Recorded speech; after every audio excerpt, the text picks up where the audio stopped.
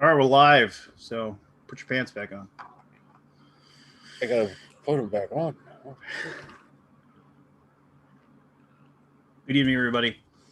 It is July 14th in the year of our Lord, 2021. Um, I'll just say right up front right now. A week from today is my daughter's birthday, and I might be out of town, so we might not have an album next week. Just letting you know, giving you a heads up. What will they do, right? I don't know. What What will they the do? ten? What will our tens of fans do? Keith's awake. He's just not logging in because he doesn't want me to prove him wrong on the uh, on the Bigfoot stuff. That's all. Bigfoot. Fucking Bigfoot. I wish somebody would find definitive proof one way or the other, just to shut you up about him or her or whatever it is. I've often said, um, uh, well, I've said, when I am proven correct, I will be merciless in my in my I told you so. It's just like giving you a heads up. Careful So, what you wish for, Lance. well, There's many ways to be proven correct, like one coming through your front door. it's Kabuki Kid's birthday this Friday. Well, happy early Happy, birthday, Kabuki yes, Kid. Kabuki. Friday. Is it the Good for 19th? you, and Uh, good for you. 60th. I'm off a few days. Oh yeah, why is that? It's just a rough week. Jen was on vacation last week. Jen brought home a cold. Jen gave me cold. Yeah, we're still recovering from that, both of us. Yeah. And some shit from the past, just account problems and shit. Well, that's nice and vague. My mother in law opened up a PayPal account under one of my email addresses, and I had no clue. And the only reason I found out is I did a transaction with a board game company, Oh and yeah, what game? a bunch of them. And I use the Gateway Gamer for anything related to board games. Basically, I have a few different emails, but nothing financial is on that. So there was like a hold on the money. I had to verify it was me and log on to it, a bunch of other stuff. Hopefully, this is the last of the surprises from my mother-in-law. Yeah, it's pretty minor comparatively. At first, I thought it was something on the house because I just couldn't understand how her name was coming up on that email address. I thought maybe because of the shipping address, something still on the house. I don't know, but apparently it was this PayPal account. Yeah. One second. Yep. But that got straightened out.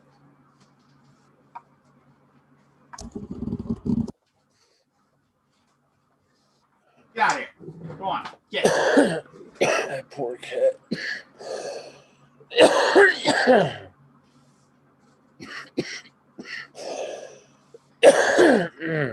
Oh my heavens.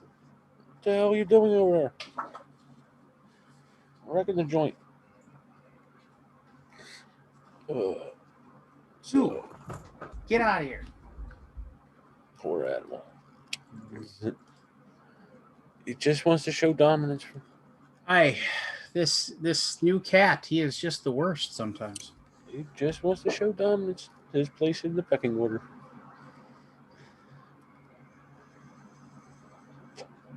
Mine will do that. I've almost done that front room, which Jen wants to turn into the cat room. So that'll be fun. Yeah. She wants me to put shelving up there so they could climb up the wall and all that shit. I'm a little weary about that. These cat weighs like 15 pounds each. So we'll see. Hopefully, next couple weeks. Oh, I picked up some Purple Heart today For the glasscock sign. Okay, go on. Explain that. I told you I was going to make a glasscock sign. Well, oh yeah, but I mean, what are you making it out of? Purple heart. It's a wood. Oh, okay. A purple wood. It's a purple wood. Yes. Well, now eventually it'll turn in like a brownish. So the cost of wood then that must have been like about $7,000. $7,000 for a piece of wood. This was expensive. Yes, it was on sale, but it was expensive. It was $35 for a board, 2 board feet, 1 board foot. Yeah, for 1 board foot. So,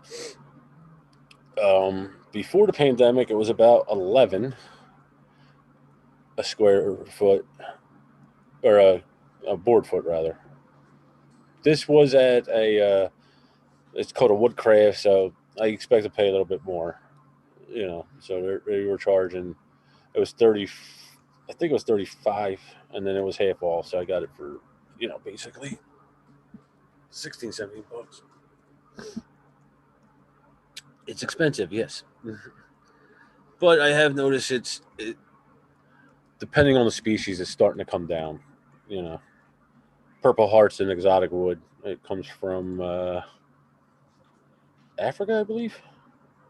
Yeah, So I've never heard of it before. there's imports, import stuff with that. I also picked up some zebra wood, which will be interesting. It's the first time I ever worked with that one. But I let them sit for a week or two to acclimate to the house, and then I'll start playing with it.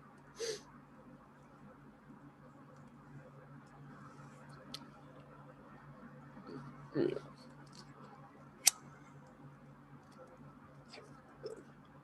But yeah, I didn't go to the board game night last night because it was cold. I was going to, but I figured I better play it safe. It's only been a few days.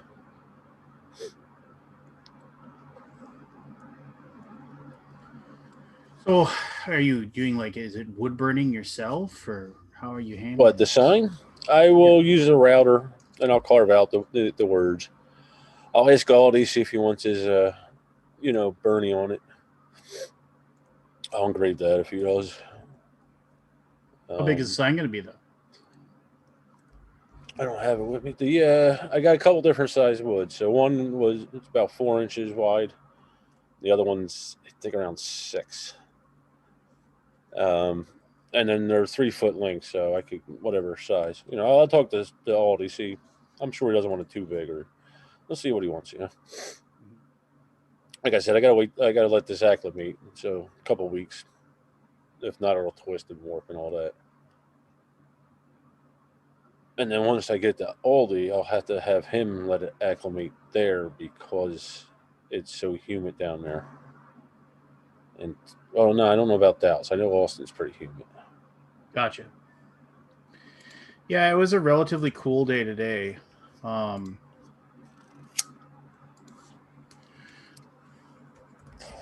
Not here. The fucking humidity's killing me. yeah. I'm thinking about popping a Percocet. It's hurting.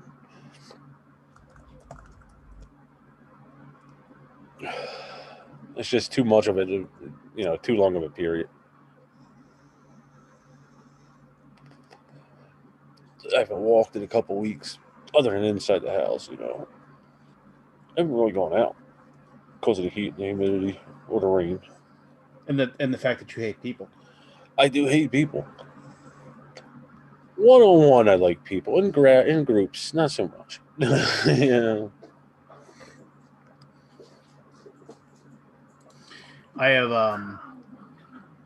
I've heard that before, where what's the line where it's like I you hate people, but I love gatherings. So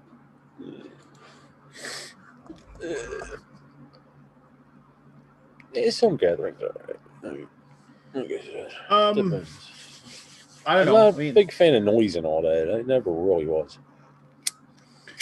oh, so I mentioned this in our group, but I didn't say it. So I had a really weird um moment or whatever. Uh so like 3 4 years ago, I was at Gen Con and I ended up talking to Ken St. Andre, who is um the guy who created Tunnels and Trolls. He's an RPG writer, basically. Okay. And they were at Gen Con. They were selling the like deluxe Tunnels and Trolls thing or whatever. And uh I ended up sitting down with him and Buffalo Jim, who unfortunately is no longer with us. He passed away during COVID. Actually, but not from COVID. He passed away from I believe it was he was suffering from cancer, and then he passed away due to medical complications. I think, which is a wide doesn't matter. It doesn't matter anyway. So I ended up sitting down and talking to both of them. They both signed my book. They were both very nice, very gracious. Uh, and so then after that, like he friended me on Facebook at that moment, and I ended up like, and then so he and I have like exchanged, just tertiary conversations. And he posted something about like I forget what he was. He posted something about his newest release of some RPG book, and he said if you want a signed copy, contact me. And we and so I was like, oh, I would, it's like I'd be interested. And so he Facebook messaged me and was like, oh well, he's like you'll have to send me a check, which is just so quaint, just like actually writing a check, putting it in the mail, sending it to somebody. Send me a check, give me your return address, and I'll send it back to you. I'll send you the book and I'll sign it. And I was like, that's cool. I'll do that. And then he happened to mention, he's like, yeah, I'm trying to get through this mountain of stuff that I have, and I have all these old, pulp sci-fi fantasy novels. And I was just like, oh, that's totally cool. I mean, like, because I lost a lot of mine in a flood back in '98. And we started, and so then all of a sudden, like, it said Facebook phone call. And it was from Ken St. Andre, and I was like, okay, he probably just hit the wrong button or something, because that Facebook phone call, you can click the button up on top, and you can. Yeah. But I answered it. I was like, hello, and he's like, hey, Lance, this is Ken. He was like, let me rattle off some names of some books that I think are pretty cool, and he starts like rattling off all these old like books like from well, obviously a lot of old Conan stuff, Robert Howard, some Raymond Feist stuff, some Jack Vance stuff. And he's like, yeah, these are all, hardcover books, then he was just like, I mean, I'm getting on in age, and I just, it's like I'm a divorced man. I think that all this stuff's just going to end up getting thrown in the trash sometime. So do you think you'd give it a good home? And I was just like, yeah, sure. And he's like, all right, well, if you don't mind paying the shipping, he said, add this to the check and I'll just send you a big box of this stuff. And then he ended up giving me like this whole long speech about how he created Tunnels and Trolls and the stuff that he did when he was, creating RPGs and how Flying Buffalo got started and stuff like that. And it was just like, man, like, and then every once in a while he'd talk for like 10 minutes. And of course, this is when you say, oh, now you know how it feels like. But he talked for like 10 minutes and then like, are you still with me, Lance? And I was like, yeah, I'm still here. I'm just listening. He's like, okay. And then he's like, and then he just kind of keep talking about it. It was great. It was just a total happenstance moment. And it turns out he actually lives in a retirement community that's about 2 miles from my dad's retirement community in Arizona when he snowbirds there. So the next time I go to Arizona, he's like, you gotta stop by the house, come by and say hi. I'd love to meet you. I'd like to talk to you. And like, so this coming winter, when I go visit my dad, because I always try to go visit my dad once during the winter, just for a few days. I'm gonna drive over to his place and hang out with Ken St. Andre, which I think is cool. Anyway, that was my little like people I never would have thought I would have met, but sure enough, things kind of kicked together perfectly for me, and so I thought that was really cool. So that's my cool little brush with greatness. Oh, here's the Bigfoot denier. I didn't notice. I didn't notice him squirreling his way in. I'm not a denier. I'm a scientist. No, And you I can't be. I have not been that- proven correct. I have seen no evidence that proves Bigfoot exists. You I haven't have not seen any enough evidence that it does not exist. exactly, but it But seems to until me, I see that it exists, it does not exist. it seems to me. It seems to me that all you seem to deny all my factual evidence that I put. Your forward. factual evidence was a garbage video of a dude walking across a bridge. It was not. It was. That is. He had gray hair, for God's sake. That is. You're saying that Bigfoot can't get old? They can't get gray hair? But the rest of it wasn't gray. It wasn't hairy. Really? I mean, because like, notice how my beard is more gray over here than it is over here. You can't get it did not look like gray a Bigfoot. It looked like that's a because dude. your predisposition towards this is that Bigfoot isn't real. So you are going to see what your heart wants you to see. What your mind wants I'm going to see. to You are going pick to it apart lean. and be skeptical. You are going to lean, away from the truth, which is fine. As a scientist, I am skeptical until the evidence proves otherwise. Bring me a carcass, one freaking carcass, and I'm on board, buddy. Porcupines. What about porcupines? They eat the bodies. Porcupines devour and eat. Where do we say? Yeah, but you know what? We can find plenty of fucking porcupines. It's fine. It's fine. That's because they're well fed. It's because they're well fed. They're well fed. That's why.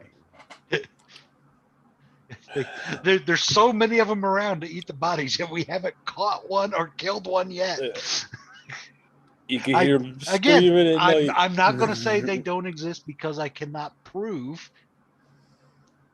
without a shadow of a doubt they do not.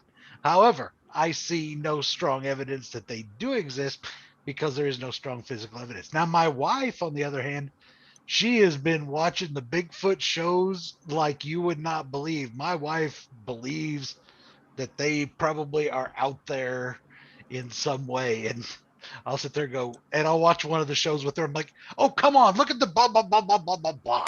And like one of them was actually supposed to be in the area where I grew up, Really? like 40 miles away. And they were in that forest walking around. And I'm like, man, I've been in that woods. And if there was anything out there in that woods, some redneck would have killed that son of a bitch and hung it on their wall by now. Yeah. You'd be posing. Because there ain't a critter in the state of Indiana some hillbilly has not shot and stuck on a wall. True.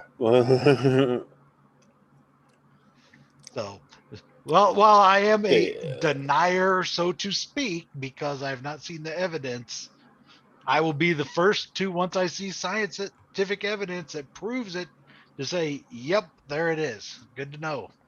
Does your wife love you? Probably not. Okay, fair enough. But I mean, do you love your children? Yes, of course. Prove it. Huh? Give me scientific proof that you love your children. That's not. Well, yeah, I do have scientific proof. They're under his roof. It's based on my body's responses to emotional stimuli that have to do with my children. But my family. psychopaths fake that all the time. They do what's expected of them. So now I'm just saying. I mean, there's something right there that you can't prove, scientifically. But you're talking about trying to prove your own emotions versus physical creatures. Yeah. Well, whatever. How long did you go to school for science? I don't know why that matters. I don't know. Well, because that's what I studied and worked in the field for the past. You worked in the field of cryptozoology? No, I've worked in the field of science. You worked in the field. So that means all 30 science. Years. All science is under your purview. Then. But I understand the scientific method. My job for the past 20 years has been investigating things. I am an expert in my field when it comes to investigating scientific things. It's what I do for a living. Versus stare at videos on the internet and pontificate. This damn cat. Yeah, I mean, That's fine. That's fine. That's it's fine. Again, show me a Keith, it. corpse, show me some bones, show me some definite DNA. I'll be yes. there. I'll believe it. There was even remains of the giant squid at one point. Show me the head stuck to the wall of some hillbilly's cabin. I'm there. Right next to the So, jackalope. But here's the thing, it doesn't matter. Everybody on this freaking planet is obsessed with carrying a high definition camera in their pocket, and it doesn't matter what happens in our country right now. It's on video somewhere in beautiful, glorious high definition. And every fucking Bigfoot video is the grainiest, most freaking fuzzy piece of shit I've ever seen in my life. Big feet must carry Vaseline that they can launch at high velocity at every camera in existence to smear the screen, because we can't catch a single nice high definition photo of these things. Every one we find looks like somebody filmed it through Vaseline. that's fine. That's fine. You can you kicking and screaming. Will the and then like I And said, when if we find it and you say, "See, I told you so," I'll say, "Yes, sir, you I were was right, wrong. and I believe you now." And I'll be right there, and I will admit it. I will admit that there it is. There is the evidence. But show me the money. That's all I'm saying. I hope you do find your Bigfoot one day, Lance. I also I'm hope pretty he sure turns the out. first Bigfoot we find will be somebody that hit Lance with a car accidentally, and they said, "Look, I found it." I'm like, no, that's my buddy Lance. Help him up. I hope they turn out to be hobbits when they do Keith, find them. how you been, man? We haven't seen you for a while. What you been playing? What you been doing? Oh, I actually started gaming again Back in the olden April. times. Back in April. We resumed in-person gaming once me and my buddies got all vaccinated up and were able to go and do things. It's the same time I went back to work in the office, which, whatever. I can still work from home sometimes, but man, having to wear pants to work sucks when you're used to not wearing pants to work. So that kind of sucked. But so I've started working through the games that I got during the COVID times, which we're still in the COVID times, but during quarantine times because I'm no longer in full on quarantine. So a few games here and there been played. I mean, it's nothing nobody's already talked about before because it's not like anything's brand spanking new. But I got some stuff to the table with the group. We had a game day this past Saturday, which, we were planning to play, 10, 12 hours, and it got cut a little short, but we only ended up with like getting 2 games in because they took so damn long. We played, um, God, and my brain's broken. I can't remember the damn name of the first game. Edge of Darkness from AEG, the card builder from, the one I'm talking about, the big card builder with the tower and all that stuff. Um, John DeClaire, right? I have no idea what you're talking about. You've never seen Edge of Darkness? That. Sorry, yes. Yeah. And so we'd never played that before. I picked it up at Gen Con 2019, and the first time I got to play it with people was this past Saturday, and we enjoyed it. There's a lot in that box to see what's going on, and then we played the Plat Hat game Forgotten Waters, which came out last year, What'd you think of that one, right Keith? before COVID hit. When it comes to a I'll call it cooperative, even though there's a semi-cooperative aspect of you're supposed to work on your own goals. But really, when it comes down to it, that game's a co-op. Yeah. And um, from a storytelling game, so where you're trying to go out and do a story, do a little bit of choose your own adventure, but kind of have a game around it.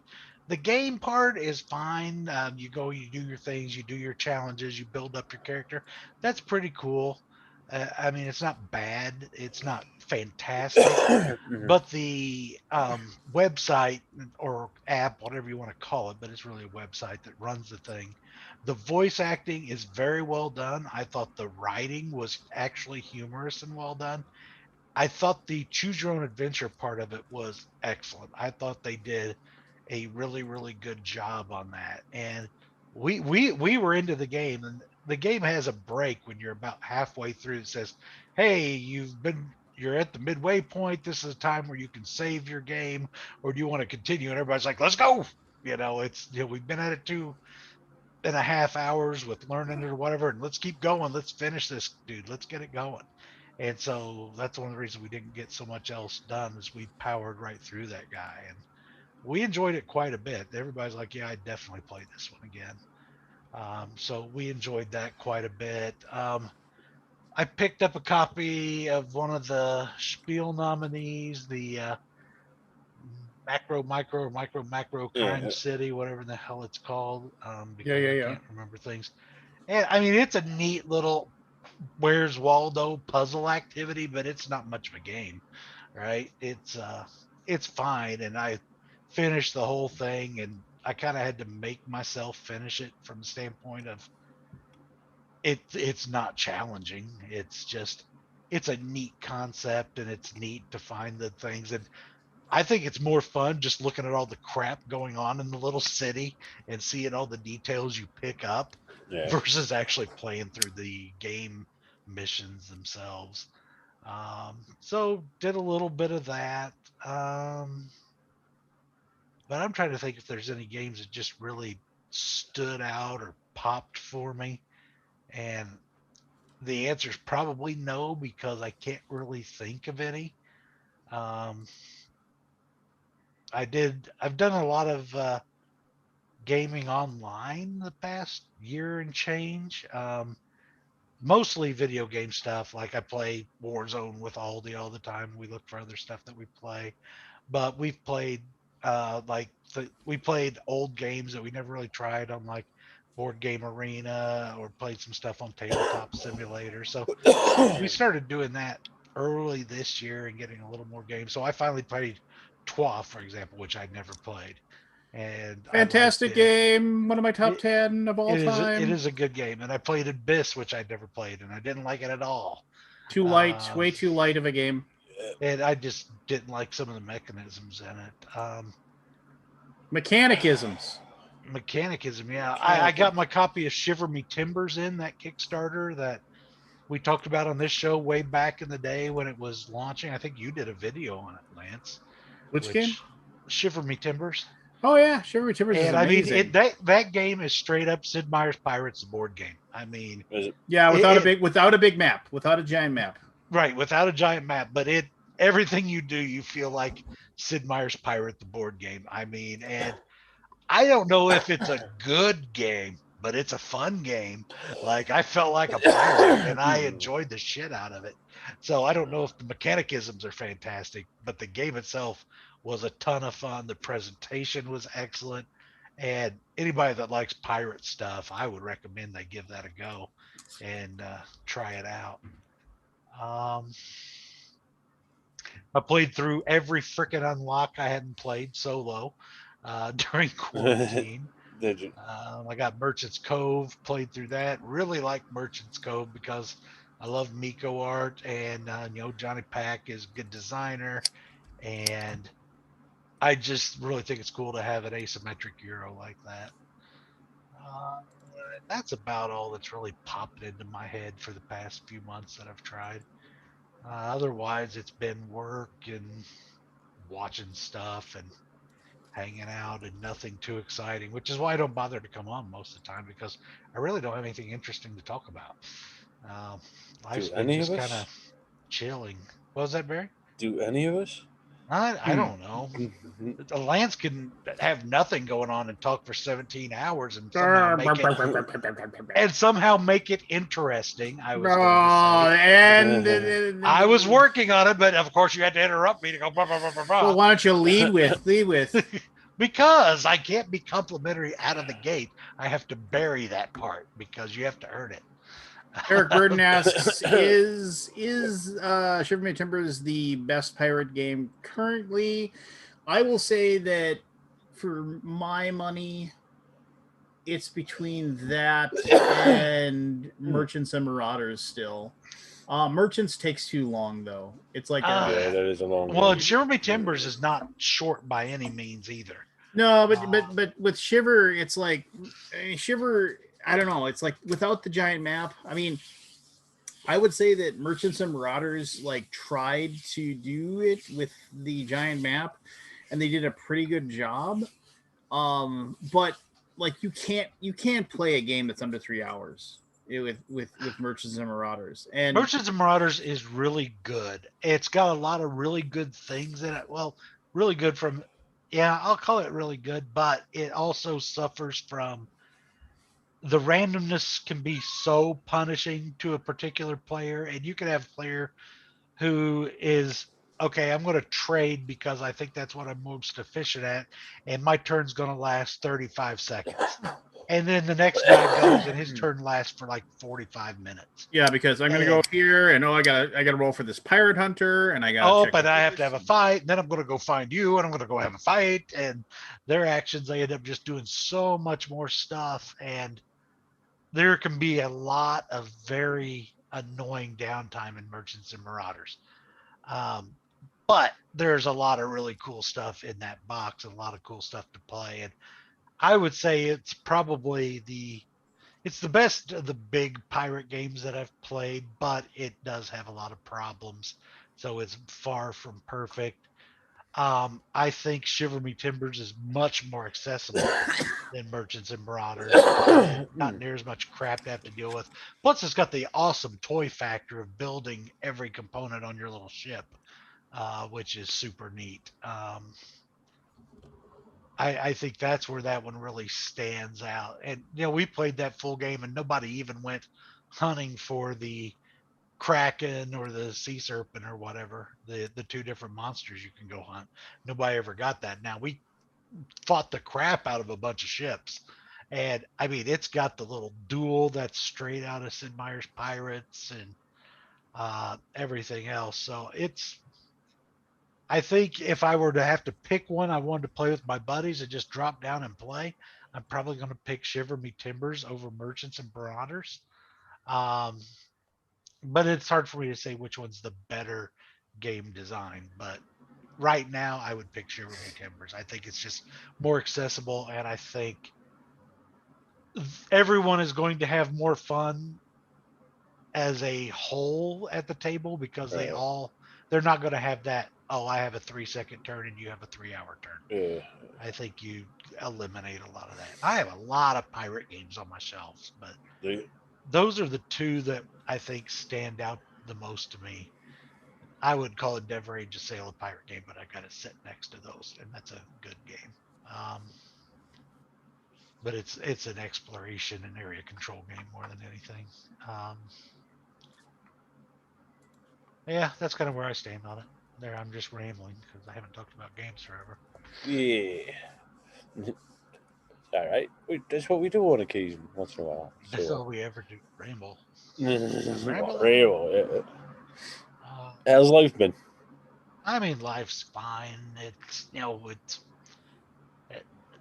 friggin' sitting here, I gained every bit of weight I ever lost in my life back, and then some, thanks to COVID. Just keep gaining weight because didn't get out and do anything. So at least now I'm getting out at work. I'm starting and walking again. Like Lance has been with me when I've been out walking at the conventions and stuff, and know that I do not walk slowly.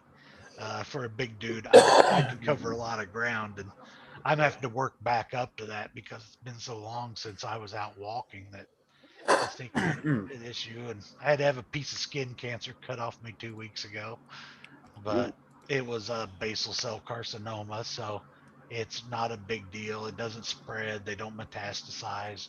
Doc's like, nobody ever dies of basal cell. Just watch yourself and make sure you don't grow more. If you do, we'll cut them out, type of thing. So Yeah. that sucked, but it is what it is. Yeah.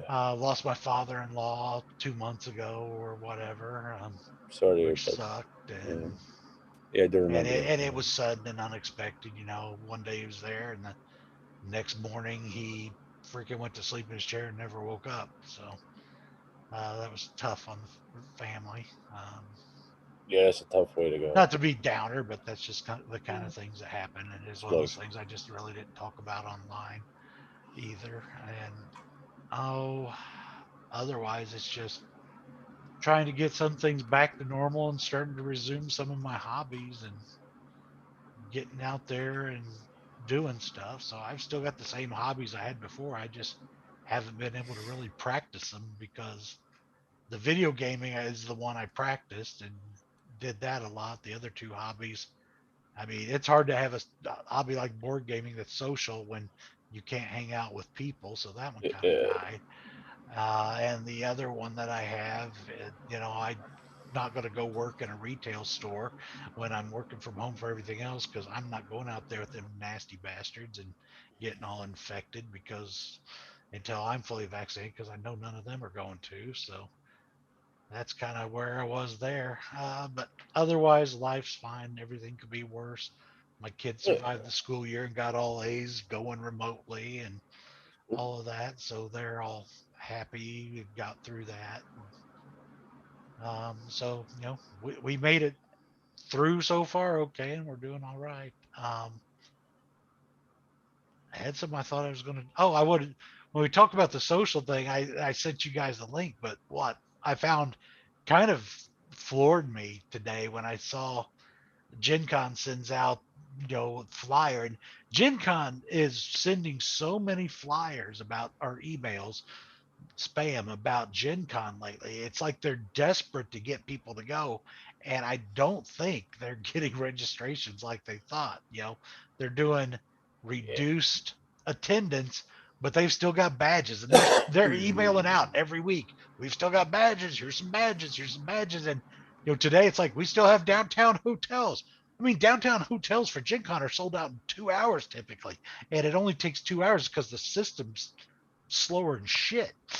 Otherwise, it'd be sold out in an hour. Uh, And uh, I mean, and now we've still got downtown hotels available. I mean, that was like my first Gen Cons, and I don't know. I wonder what it is. Is it the time in that it's full on middle of the dang schools all in session, all colleges in session, all public schools are in session, people are working because their kids are in school.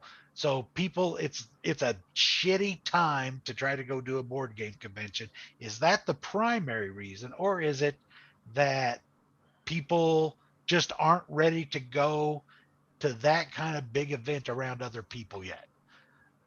I don't know which of those two is the main reason why it seems to be slow, but I am kind of curious. Or the option three is everybody's seen that the big dogs are not going and they don't give a fuck, because um, that's another option too. the big dog thing, I don't know if the common person would really know that. Yeah. So I don't Oh, really know. you think board gamers don't know that Asmodee, that owns half the board game industry, isn't going to Gen Con? I bet you they do. Yeah, yeah, you're right. Something like that. It's interesting. So July 5th last year, at the height of freaking lockdown COVID crap in my town, a board games, or not board game, a game store, tabletop game store opened in town that week. I'm like, could you have picked a worse year to open a GameStop or game store in this little town? And they've opened, and not only did they open, they've done really well, and they're talking about, even they've expanded their little shop. They're going to do a booth at Gen Con. And so they're actually doing well. I mean, they're 99% magic, of course, because that's what Yeah, you are when that's you're a what you are. game store these days. But they've got board game stuff and they get stuff in. And I've stopped in. They don't know a lot about board games because that's not what they're thinking. But it's been a place I could go, man, I need to make room on my shelf for the new Kickstarters that have come in. Hey, I'm just going to give them to this game store and they can make a library. So they've got a library that is 99% my throwaways, but it's a place I can drop them off. And that, I'm happy to have a place where I can go dump off old games where I don't have to ship them or care, Yeah. because I don't Oh, try to sell them. I just give them away. So it's up, uh, bitch. Oh, son of a bitch. that was kind of cool that that opened up in the past year. And I've stopped in there since I came out of lockdown too. I was watching a interview with Tom Segura and a football player, Cassius. He plays for Pittsburgh now. Um, he was in San Francisco and he jumped around a bit. I can't remember the guy's last name, but he's big into Pokemon and I'm sorry, Magic and all that. So much so that he opened up his own store, and he said if things go the same, he will make um, more doing that than the NFL pays him that month, I think, or week, or whatever the time was. That's crazy. Yeah, that shocked me. Like I knew everything was up because of COVID, lockdown and all, but I mean, like Pokemon's gone just batshit crazy, right? I mean, yeah, Target had to pull it off the shelves because people were beating the crap out of each other over yeah, Pokemon cards. yeah, And I'm like, yeah. what the hell is going on? Yeah, that's what he said. He said that's what it is. The Pokemon, the Magic, of course. And then there's even the sports cards are coming back. Um, the trading cards, the baseball, the football, and all I don't know who needs their ass beat to get a Pikachu, but apparently that. somebody did. Does he Pikachu? Choo-choo?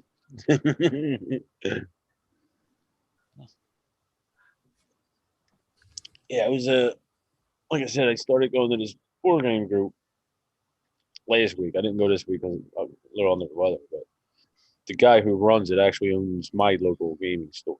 It's right behind it. So I was going Okay. to ask him the effects of it. I didn't get a chance to talk to him last week. I played the 3-hour game of Doom Imperial, but And I see Doom Imperium or Dune, not Doom, because I can't speak anymore. I see that getting a lot of people talking about it. Do you really like that game?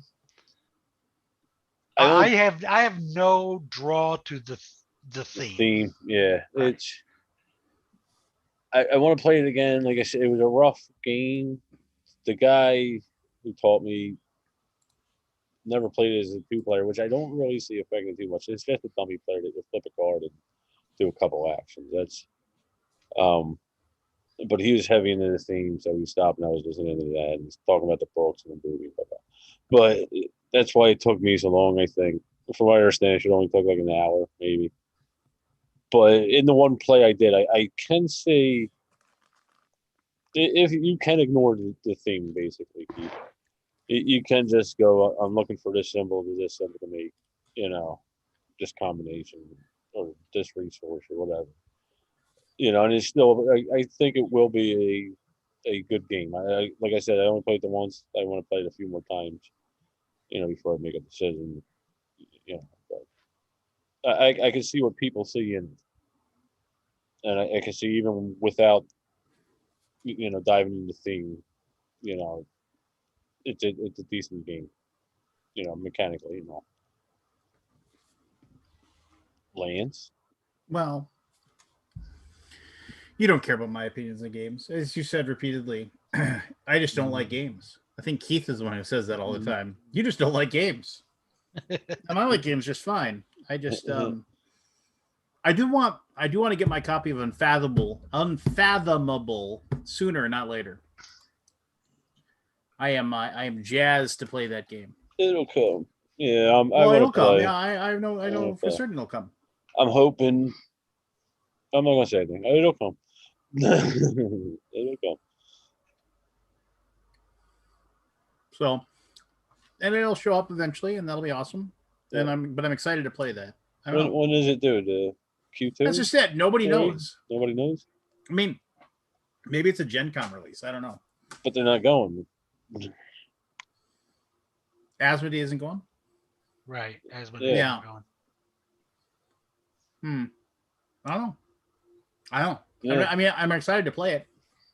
Like I said, it's a rare thing for me to buy a game at full MSRP and pre-order it like that. Yeah. But it was one of those things where I was like, I don't want to wait and then have it show. Like maybe it doesn't show up. Maybe they sell through their print run or something. I was just like, so do I save whatever the What is the Asmodee like maximum discount now? 20%. Yeah, something like that. believe it is.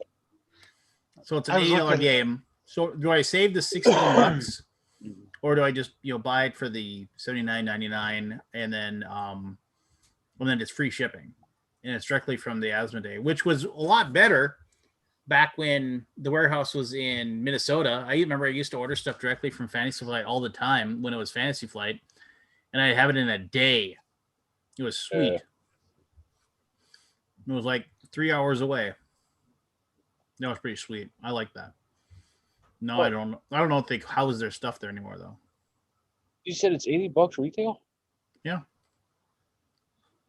Wow. Everything's $80 retail now. Really? Well, unless it's the new Descent game, which is $150. Rob Oren really Like- took that game to task. Yeah, Well, I saw Descent? that. I'm interested in it. I see why it's expensive from the standpoint of they're doing different stuff. They've got the 3D, punch board terrain in it and stuff like Yeah. that.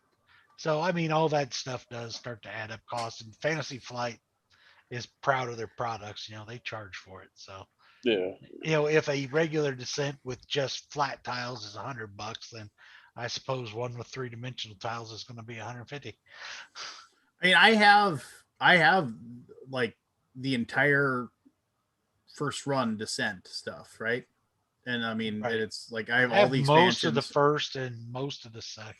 I have like I have like, well, I guess I don't have all of it. I don't have like the special miniatures they made for the bosses for the Road to Legends. Like because they had like there were like 6 or 7 miniatures they made for Descent bosses just so you could replace their cardboard standee with like like it was a metal miniature or whatever. And I didn't get those, I guess. So I don't have everything. But I mean, I have like the Road to Legends and everything like that. And that Road to Legends for the first edition Fantasy was awesome. It was a campaign. It was pretty amazing, and it was quite the to do, if you will. But and I liked first edition way better than second edition. Second edition I didn't like because it felt like they kind of kneecapped the powers of the Overlord. It was like, oh, you never could kill anybody. That was the thing I didn't like. It was like, oh, my ogre king runs out of the cave and hits your guy square in the face with his hatchet, doing 78 billion points of damage. Oh, I got to go back to the beginning. It's just like, what? I cut you in half. It's just a flesh wound. I have to go back to the start. Oh well, I'll be back. You wait right here. I'm looking forward to it not being competitive. That's why I'm thinking about having it, because It's just full co-op now. this new Descent it's app driven. It's the app's running the game for you and you're playing cooperative. It's easier for me to play that with the group that way, or I can play it solo that way.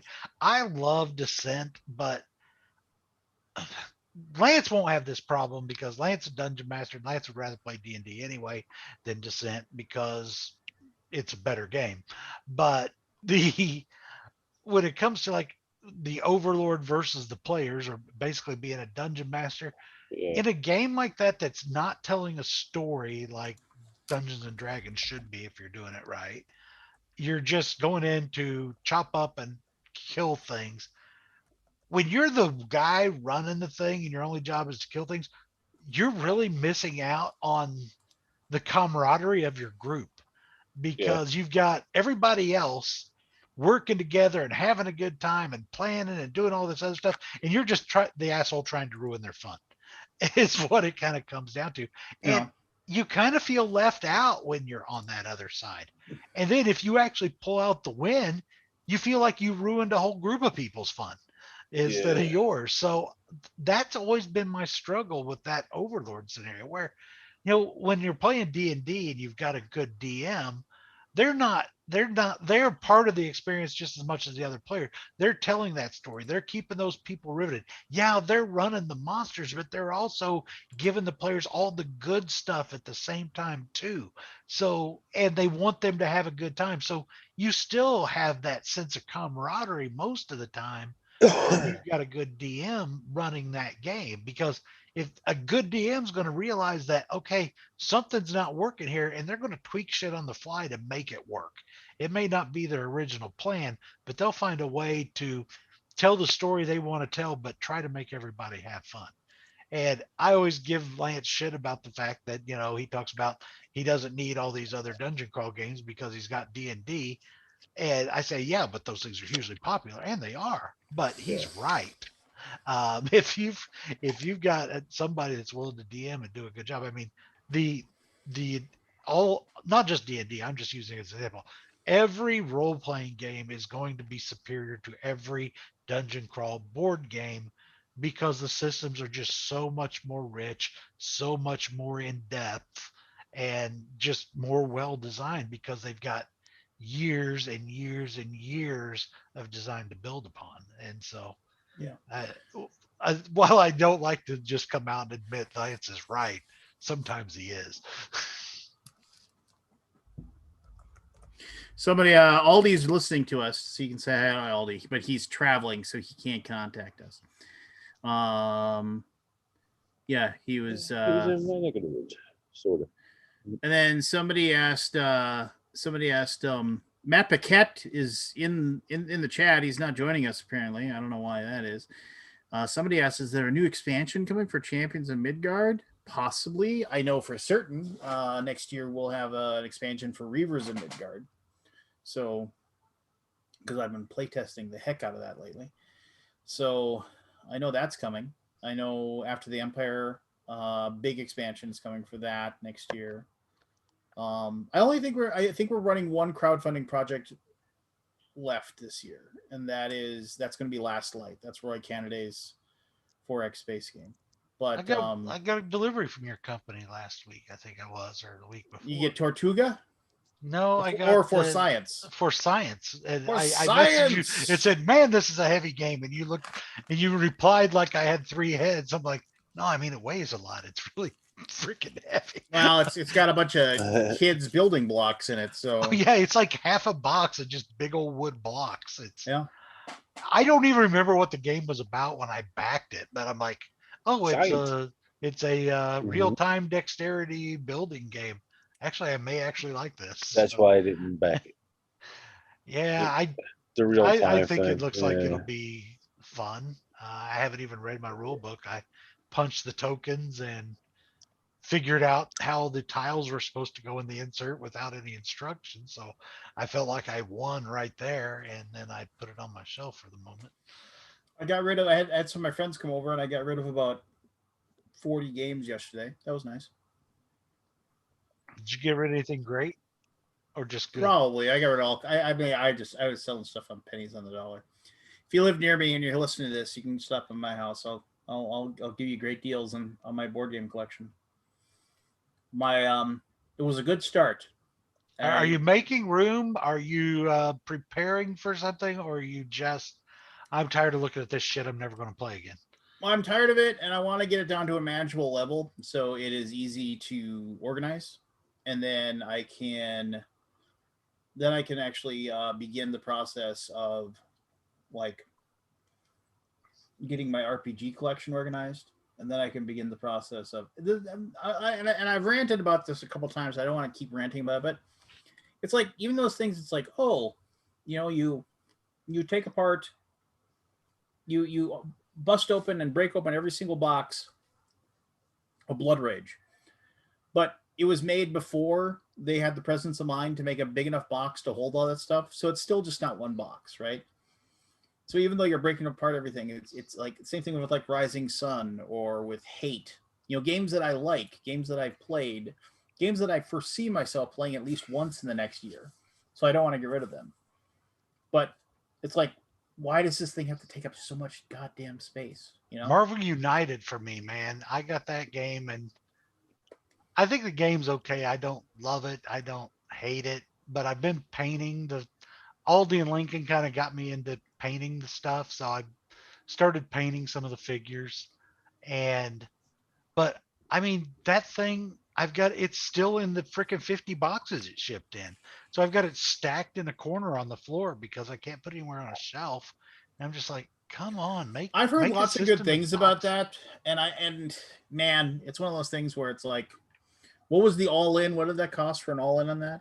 I don't remember more than I should have paid, but that's why I didn't back the X-Men because I'm just like, screw it, I'm not paying all It was that. like 4 bills, 5 bills, or something like I that. think it was probably like 3 bills, somewhere around there. Well, I mean, I Uh, thought I was like, I almost went in and got it because I but was like, you would not like that game, Lance. no, I play, It is way but too easy for you to I like would it. play it. I would play it with my son, right? It'd be one of those Well, your things where, son, I don't know if your son will love it though, because you've yeah, had to that's play so true. much other stuff. Now the miniatures are fantastic. They look awesome. They're super cool. The game itself, I mean, it's a good design. It's not a great design. I mean, I've it's heard not it's very broken. simple. It's very Oh yeah, it's simple. very basic because the the most interesting part of the game is what the bad guys do. The bad guys do all sorts of cool shit. The good guys, they either punch or they move or they do a heroic action, and that's it. They have Yeah. no interesting decisions, but the bad guys do neat shit. So it's I disappointing from that I standpoint. found it. I found it when I was like putting all my stuff together, or whatever. Like what I was willing to get rid of, what I wanted to save, and stuff like that.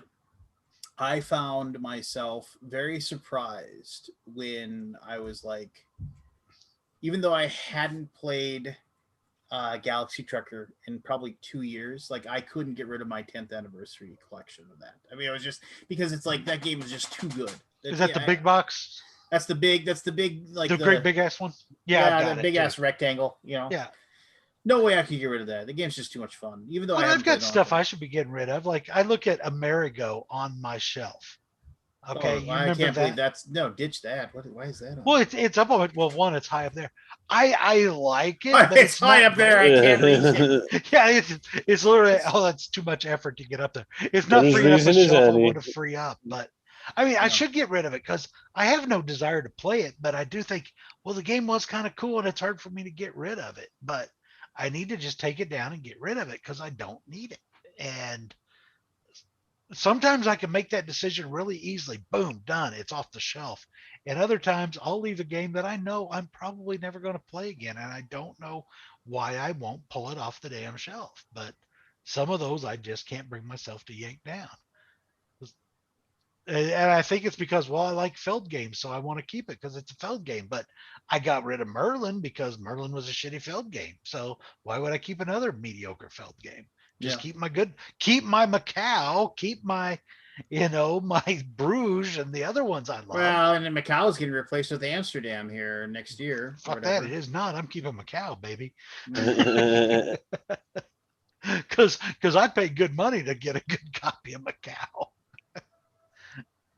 because I was tired of it being out of print and only playing at BGG Con. So, speaking of BGG Con, since I actually bothered to come on and talk for once, I'm going to BGG Con. I've got my flights booked. I've got my hotel room. Is anyone else going?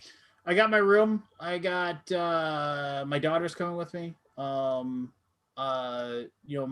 boss is taking care of my flight, so we got a booth.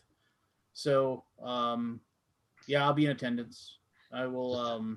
It's probably the only convention I'm going to. If Essen happens, I might be requested to go to Essen, and then because it's my boss, I have to listen to him. I mean, I wouldn't. Um, and that'll be okay. I mean, whatever. It'll just be which I shouldn't say it'll be okay. I just don't like being gone that long, and it's such a and like going to Germany was cool last time, right? But now I don't. I mean, I sound so horrible about this. It's like I know there's people that are just like, one day I'll go to Essen and I'll go to the big board game But you've fair. already And been, so well, yeah, and the thing was, it was like I was jazzed to be there. It was kind of cool, but then I was also like, okay, well, I wish I was home. And like it didn't feel like I was in Germany, right? It just felt I was at an even bigger board game to do, if you will. So, um, which isn't necessarily good or bad. I don't know. I mean, if I ended up, and this is weird.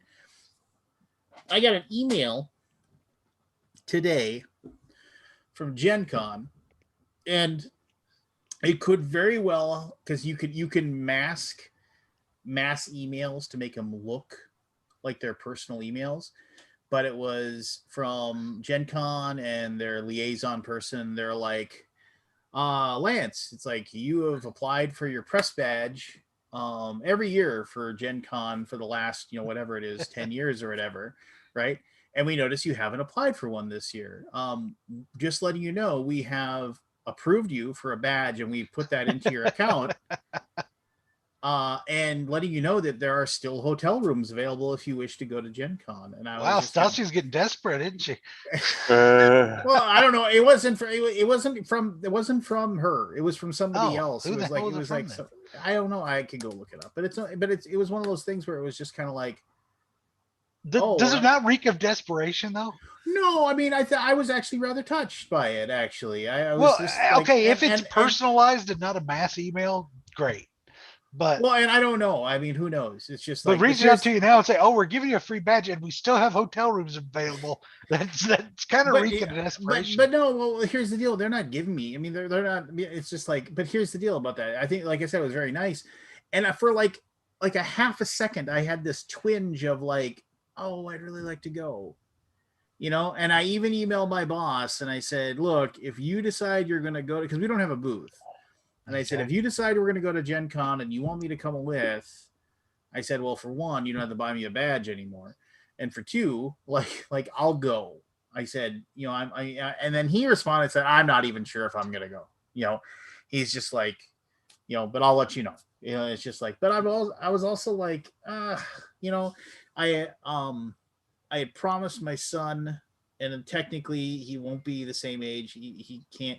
I promised my son I'd take him to Gen Con, but he's probably just a hair too young right now. If it was the whole, like last year before COVID, the plan was all four of us were gonna go. I mean, it was just we were gonna drive to Indianapolis and just and drive home. And the thing is that then like my my wife could enjoy what she wanted, but she would have and then like, and she and my kids or whatever, if I had to work or whatever, and it'd be like, and like with Rylan, I can just let her. I mean, now she's turns 14 next week, so it's like, I mean, she's just completely and totally capable of handling herself, and just like, and she gets it. Yeah. So it's just like, and I also know that like if I was going to go to the like the hall and go to like and wander the hall, she'd come with me in a heartbeat. She'd just like, let's go, because she would just find something cool and interesting to look at, and and so like it's one of those things where it's like I'm in a weird feeling where it's just like I feel like I'd miss not going to Gen Con, because say what you will, Gen Con's just fun. I mean, it's just I have fun being there. I mean, especially after like when I don't think Scott's having his little room there or whatever, or he's like he said, I think he said he's like, he doesn't get anything out of being at Gen Con, like because of like even with the live no hot games games room this year, right? Yeah, so I mean, let's face it. I mean, obviously last year was a wash for it, but the year before was pretty freaking stellar. I mean, that was a fun Gen Con, and if I never went, it was fantastic. If I never went to another Gen Con ever, it was a good one to end on. Oh yeah, 2018 was fantastic. I mean, technically, I was there unemployed, but I didn't have to work, and I was able to find work by being there and networking, which was awesome. And the thing was, it was like, play. Yeah, and Rylan had a good time. Oh no, yeah, it was just me and her with nothing to do on any given day, just wandering around, talking to people, BSing, playing games in the hot games room at the hotel we were staying at. So like it was like literally like, let's go downstairs and play games. And then when we got tired, we were like, let's grab a Subway, because the Subway was right there and it was open 24 hours a day. Let's grab a couple of meatball subs, go up to our room and fall asleep while watching Cartoon Network. I And absolutely loved working in the hot games room that year, and because then I get to see everybody that comes in there to play, and then I can play. No, it's great. yeah, and no, and that was great too because we were going in there and like that's where I played Cosmic Frog the first time ever with Jim and had a blast and like we were playing all kinds of we played We're Doomed, Rylan bought We're Doomed from Breaking Games, and that was Is when that the one I played with you guys? Is yeah, that and the one with the rocket? Anthony Ricano like death to tyrants, and he threw his card at you or whatever. Yeah, no, it was absolutely fantastic.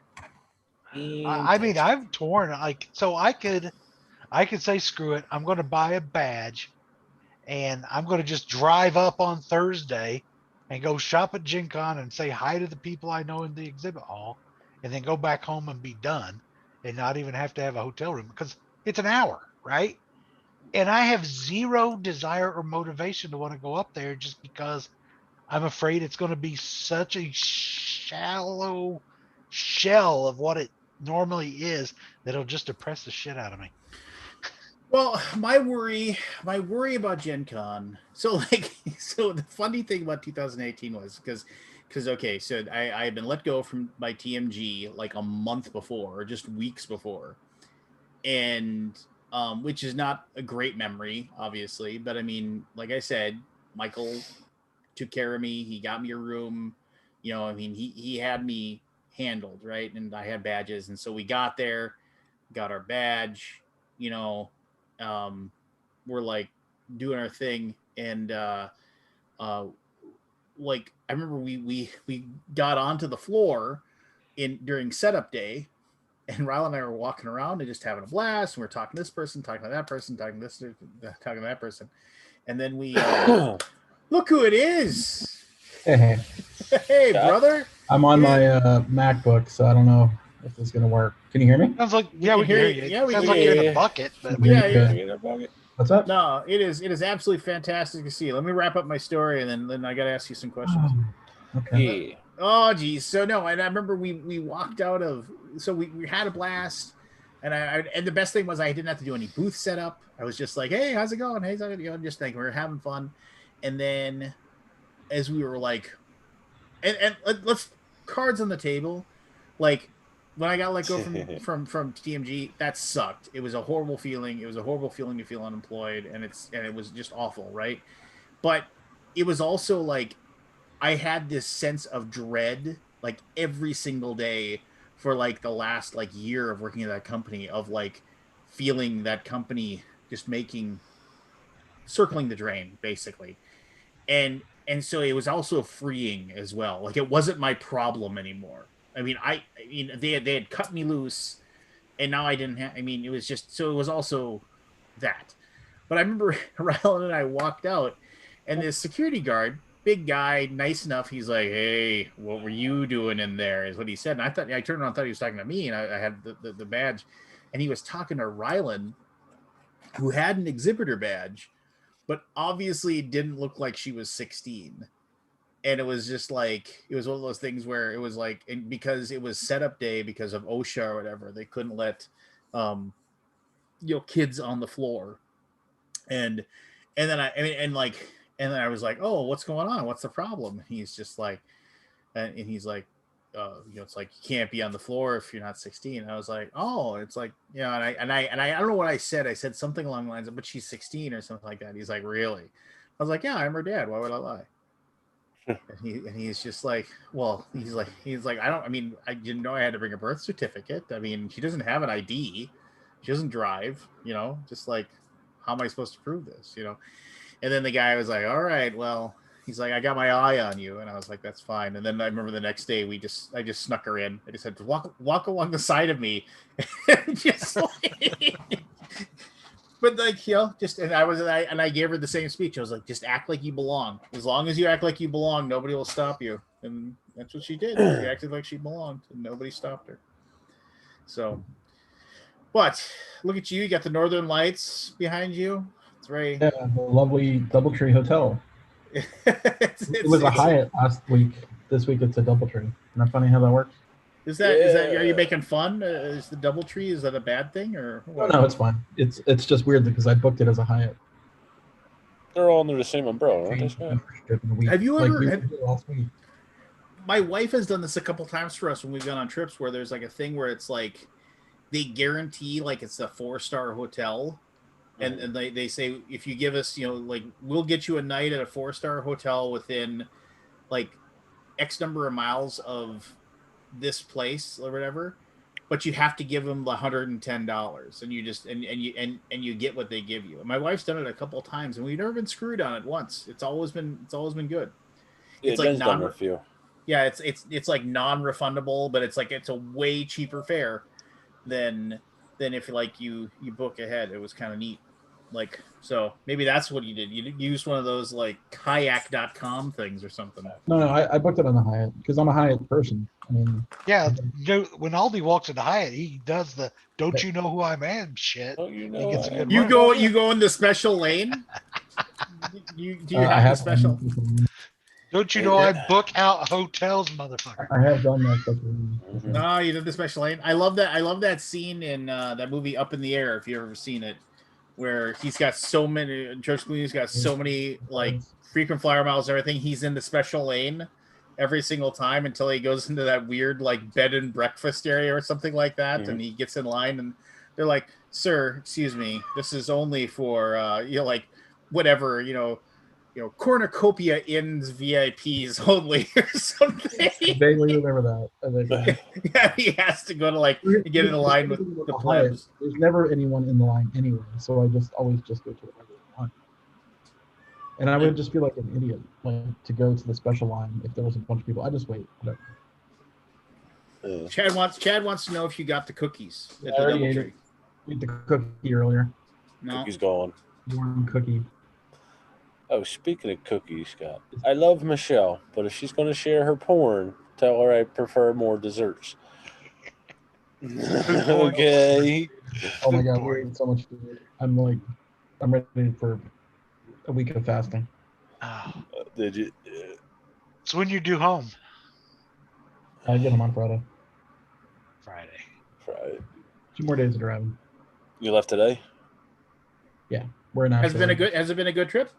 It was great. I saw my brother. My brother came to DC. He lives in Virginia, so he came over and met us and drove us around all the monuments at night. So we got to go see everything at night, which is awesome. It was it is hot here. So hot. It is. Jesus. It is. And there's like no breeze. It was just stagnant hot air. It was really bad. So your luxurious locks can't flap in the wind? Is what you're trying to say? No. It just feels like 100 here with humidity, like at 80-90% lately. It's Yeah. When we went to the Lincoln Memorial, it was like we had to park far away, and we're like, oh, okay, well, whatever. When's the next time we're ever going to be here? So we get there, and then you walk up the steps, and there's a lot of steps. Yes, we get to the top, and I'm like, okay, there's a breeze, and then we walk inside where the memorial is, and it's just dead hot air. Yeah. And no one's wearing masks. We're like wearing masks, and we're like, let's just get out of here. We took our quick pictures and then left. Well, surely that humidity just holds down the virus, right? Just knocks it on the ground. Imagine what was in there. It was so hot. And I'm just like, okay, I kind of wanted to like walk around and be in the presence of Lincoln, like the thing. And I'm like, I gotta get out of here. Too fucking hot. But then we drove to we went to Monticello, what is it? The Jefferson Memorial. And then we went to the Iwo Jima Memorial, the Marine Corps Memorial. Yeah. That was really awesome. Got some good pictures there. There was nobody there. It was just us. What else did we do? We went to the National Art Gallery. It's pretty cool. Nobody was there. I mean, there were some people there, but it was like not many. And then we went to the American History Museum, which is a Smithsonian. Yeah. And there was a fucking million people there. Not I a was going to ask. Not a mask to be seen. Well, maybe they're all vaccinated. Literally like 5,000 people trying to exit this building. So I'm like, okay, well, I guess that's where we're at now. Well, remember, the government has said if you're vaccinated, you don't need a mask. So Yeah. people, Exactly. and with doesn't the, tell you for I mean, I government. would expect DC to be pretty high on the percentage of citizens vaccinated. So Yeah. Could be. There was a I mean, lot of I try people. to make that assumption. I know where I'm at when I see nobody with a mask. It's because the fuckers just won't wear a mask, but that's why Yeah. I'm vaccinated. But a lot of Yeah, you places, I never mean, know. people are following the I guidelines. I don't know. mean, We'll see. We'll see what happens in a week after we get home. yeah. See if we've caught anything. I mean, because we've eaten in restaurants now, several restaurants with no masks. Yeah. Obviously, you can't eat with a mask. And then we wore masks in the museums and stuff. So Yeah, trying to be a I little mean, bit. I've been out and about since now I wasn't in a place like DC, but I've been out and about since April and, no issues. Did you get a look with the mascot? Did I get what? Any looks with the mask on? Nope. I was just curious. We went to Gettysburg on Tuesday, Monday, one of them days. And Jen brought something home, and we both got sick. So I was wearing a mask when I went into like the main section, which it's not required, but it is required on any transportation that they give. Like if you go on a bus or something, it's required to wear it there. But I did get a few kind of looks with it, even around here. But sometimes I forget where I am. Like I thought I was gonna get hassled in Tennessee yeah, because we were wearing masks out on Beale Street, which is like a famous street in Memphis. It's like yeah, it wants to be Bourbon Street, but is not Bourbon Street. It's a it's a like a Bourbon Street type of experience. And we were the only one wearing masks, and then I thought somebody was gonna say something, but no one did. I mean, I'm in Good. hillbilly heaven and nobody says anything to people with masks. And I tell you what, I was in chat kind of venting about, I work for a pharmaceutical company and our current rate of vaccination for our employees is 32%. It's horrendous. It's worse than the county average and the state average at a pharmaceutical company, which just pisses me off to no end. But so the company does have policy. You don't have to wear a mask if you're vaccinated. If you're not vaccinated, you have to wear a mask. And I can't believe how many people wear their mask at work because the people that won't get vaccinated are usually the ones that don't want to wear a mask, but they are wearing their mask. And it's just kind of like, just go get your shot. But they yeah. wear their little mask Yeah, I and mean, the rest I of have us no don't. fear. If I get it, I get it, and hopefully no, If you die, you die, like I'm Kirk not in that Cousins. 0.19% or whatever it is that people that have really gotten sick from it, really sick. But My kids are religious about wearing it. They never not. I mean, it's just they're always like, yeah, just it's like, and my son's really good the about it. problem is If he hops on everyone's a got to wear them to be effective, right? It's not just you. I always tell Michelle, I'm like, well, we're not going to get anybody sick, but they won't. Yeah. You know what I mean? yeah, I mean, If it was an incoming, yeah, it's just. I'm really proud of my son because like he'll hop out of my pickup and then he'll like be halfway into the like the convenience store, go get his candy or whatever, and he'll stop, turn around, run back to the pickup, grab his mask, because he forgot it, put it on. He's just like, Are your kids vaccinated, Lance? Not that you need to well, my answer, son but can't be because he's not right, old because enough. he's under Young. 12. Yeah. Yeah, but my daughter is. Yes, Yeah. we let her make up her mind. We said, hey, just like and and she had questions, and so and thankfully, like her doctor is actually like the wife of one of my best friends. So it's like one of those things. So it's like, well, if you have questions, we can absolutely have you talk to your doctor because I have her phone number in my phone. It's just like, I mean, I've known her pretty much my whole life. Since I was like 16. So it's just like, and she was like, well, I mean, no, not really. And I was just like, okay. And it's just like, well, if it means anything, like she, basically told all of her daughters to get it done. And, she feels pretty safe about it. And she's like, and she really didn't have any questions. She was just like, yeah, I want to get it. Yeah, both of my kids are. So Now, walked I'm in, not gonna got the shot, good to go. I'm not gonna fault everybody that doesn't want to get vaccinated. I can't do that because, I have a colleague at work who's not. She was scheduled to be vaccinated. Her mother got vaccinated, and her mother had a severe reaction to the Yeah. vaccine. Yeah. And the What? doctor said, don't get the follow up dose. Hmm. And okay, I understand that. And if you're sharing DNA with that person that had a very bad adverse reaction, I could see maybe I don't want Was to the go get that right now. adverse reaction fever and tired? No, the adverse reaction was severe nerve pain throughout her entire body. Okay. Like But a debilitating Johnson? nerve pain. Like not a normal reaction, but Okay. no, not like the rest of us get. Like, I mean, she's been messed up and had a lot of serious issues since she got it. And it's rare, but those kind of things can happen. You find out you're allergic to something in there, or there's some other thing that, or Hmm. maybe you got freaking a contamination from the person giving you the thing. I mean, it is an injectable.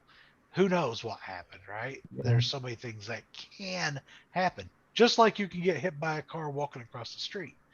But it's once you're somebody in your family that you share DNA with has a problem, well, you may want to be a little more cautious until you know more, Yeah. or wait for a different brand to be available to try.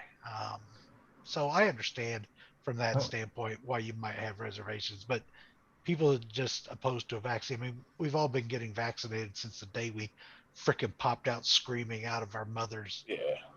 So, yeah. Yeah. it's not a new thing, Not a new Yeah. thing.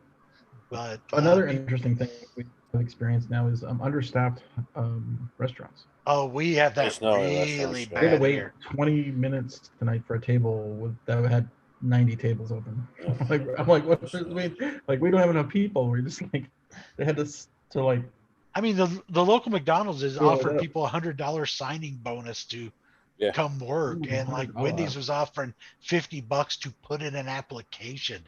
I mean, Really? it like Why don't they if just pay you, more money? because it's not feasible for them as a business for one, and No. two, it's it. Really? I mean, okay, so McDonald's raises what they pay everybody by $5 an hour. That means they got to raise their price of everything Yeah. to pay for that $5 an hour, which means less people are going to be able to afford to eat at McDonald's. And so, I mean, you can't fight inflation by raising wages, right? Because all you do is increase inflation. It's a very difficult challenge. And when they, I don't know. Well, it was Yes, obviously could you raise rates a little bit? Sure. But I mean, I'm in a very low cost of living area compared to a lot of other places. The problem isn't that they could pay more. They can't compete with the factories around. The factories, they're like my place. We can't get people to come work at my pharmaceutical company, and we're paying people pretty good money. Yeah. And it's my town, the unemployment, and so my town had almost no unemployment before COVID. Let me clarify with that too. So when you have such low unemployment that everybody who wants a job has a job, and then you have something like this where people get a subsidy Well, and to not work, oh, it's a huge impact. yeah. People jump That jobs here fee is like not that crazy. yeah. high, though, is it? What's that? That fee or whatever people are getting paid is not much, though, right? Oh, some of It's them not going to were. pay your rent. Some people were making pretty good money on That's Yeah. the unemployment. Yeah. well. Another interesting thing is that we got we took lifts everywhere. So one of the well, it was yesterday. This guy he tested us out like little by little. Like, how right wing are we? And I was kind of like at some point I was just kind of like appeasing him or amusing him, I guess, by responding. He in the end he was a Trumper, and um, he was mad that everything was being made in China because I told him like, oh, I'm in the board game industry and the shipping rates have gone through the roof, and he was like, I blame it's all China's fault. I'm like, okay. Well, no, you can't blame That was an China. interesting You got to blame the conversation. people that decided to make things in China, and we've been doing it for how long? Forever. Decades. Yeah, Yeah. they're no different. And it doesn't matter what your political leanings are. If it's cheaper to make it in China, you usually make it in China. Yeah. He was also very angry that Richard Branson has spent so much money on going to space, Mm-hmm. which I don't even think he really got to space, if I'm not mistaken. No, just below, I It believe. looked like space to me. It's Richard's money. He can do with it what It's he pretty wants. high. Yeah. Well, Anyway, it was kind of a fun trip. It's he still put his fun. money I where mean, his mouth today is. was not so fun. His Mhm. PGG went down like 2 hours ago. Yeah, How Why about did you, you, it's up, why but did you do that? Not my fault. Oh goodness! But I mean, Him, you Scott. my town. I mean, things are starting to open back up. But I mean, yeah, there's the That's restaurants what it aren't is. as bad as they were. But we had restaurants that were like they would close early because they didn't have enough staff, or they went to like Yeah. we had one restaurant that went to pickup and delivery only because they couldn't keep enough staff to work in the dining area and keep the place running. And they've Yeah. since reopened because they have Yeah, I feel rolled bad. back a lot of the cheap the things. Because in our area, nothing was really that ever shut down since like last summer. So there was no reason for anybody to get a subsidy on unemployment because there were jobs to be had and jobs running. So I don't know. It's better than it was here, but yeah, restaurants are the going to be the last ones to get staffed back up, I'm sure, Yeah. With for the most Jen, part. Jen works at a local supermarket chain here, ShopRite, and she said they are, I believe, 1,000 or 1,500 so vacancies, and she said it's at the point where they can only hire, kids right out of high school, and they're putting them up front on the registers, and they're pulling all the experienced people back into the other departments. Yeah, and she says people just aren't coming back. Yeah, and it's not only her store. It's like I said, the chain of I think there's 7 or 8 of them. I don't remember how many in our area. Yeah. But I have noticed the same thing in restaurants. They're a little slower and things of that nature. What's kind of It was crazy it's it's weird to impacting go my back to. I mean, we company hadn't been to a is restaurant since lockdown. Was that Scott? We hadn't been in a restaurant since lockdown in March 2020. So yeah. our systems were like, oh shit, we're inside a restaurant. I went right after I got vaccinated. Fully vaccinated, like 2 weeks after or something like that. That was the first time. I mean, like I said, that was a shock. Yeah. Yeah, it felt so liberating to do that though. It's just like, wow, I almost feel normal again right now. Hmm. It was just so nice to go do that. Yeah, I don't feel it yet. I have an anxiety for some reason when I'm there. I mean, I'm not worried like I was before. I'm a little more confident in that. First off, I don't get up on people anyway because I don't like people. And Yeah. and here's the thing: is people are handling my food no differently than they were when I was having it delivered Yeah. or handling anything else. And so I'm not rubbing up on people, and I'm only around people I know for the most part. And the restaurants really aren't crowded right now. I mean, they've got people, but I haven't even had to wait to go anywhere where I've gone to eat Yeah. type of thing. So it's been just go in, sit there. And a lot of the restaurants are still trying to space people out, which is good too. So Yeah. I haven't had many issues. But I haven't eaten out a ton. I The go one out we went to in DC once or twice a week, if that, right. once every 2 weeks. What was that, Scott? I could have reached my fork over and tried something off their plate. Like it was this place in DC. No, I could see why DCs are you'd off have with some. seating in Yeah, general. it was right in Scott. downtown. It was right I downtown. could see having some anxiety at that, like where I'm right up next to somebody that I don't know. There was another interesting thing that happened when we were in Memphis. We went to this barbecue place. I sent you that picture of that barbecue I had, the ribs. We walked in and we're like, "Can we have a booth?" And he's like, "For two? No." Why is that even a possible response to you? I mean, we should have asked. We should have said, "Give us the booth." I hate restaurants like that. The Like, we don't have to eat here.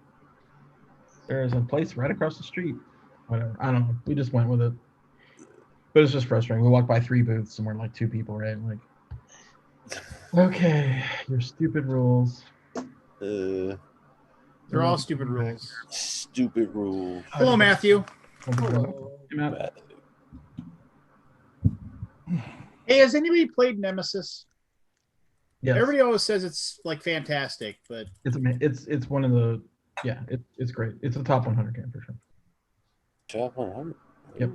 I got a line on just like the base game plus expansion. Get it. It's great. I mean, I know you're not playing games much these days, but it's really, really good. Are the rules like I gotta read the rule book every single time I pick it up if I don't play it once a month? I remember it being fairly intuitive. We weren't searching for rules a lot. It's definitely like one of those take your actions. We played the co-op version too, which was fun. I heard there's a co-op and a semi-co-op as well. I like the co-op. Well, I mean, we didn't want to play. I don't like playing semi-co-op with my friends. So is that why you always make me play semi-co-op with you? My enemies. No, Scott, when would you play a semi-co-op? At like a con or something? I would avoid it at all costs. I think his answer is I don't like semi-co-op. Yeah. I don't like semi-co-op. I'm not a huge fan of them either. I liked Archipelago. I never played Not like that Dead one. of Winter from that standpoint. Archipelago, please. Thank you. I know I'm being. Dead of Winter's the best I played in that genre, and I did enjoy it. But I still remember one of my board game nemesis. Like I still see him at conventions, and like he gives me the dart away look whenever he sees me because he done me wrong. He done me wrong a few times. But I remember one time when Archipelago was coming out and I was really interested in playing it. I thought that game looked amazing. And I remember I emailed him. He was with Amazon at the time. And I was like, I'd really like a review copy of this. And he's like, you're the first person to ask. I'm going to make sure you get one. Don't worry about it. I was like, awesome.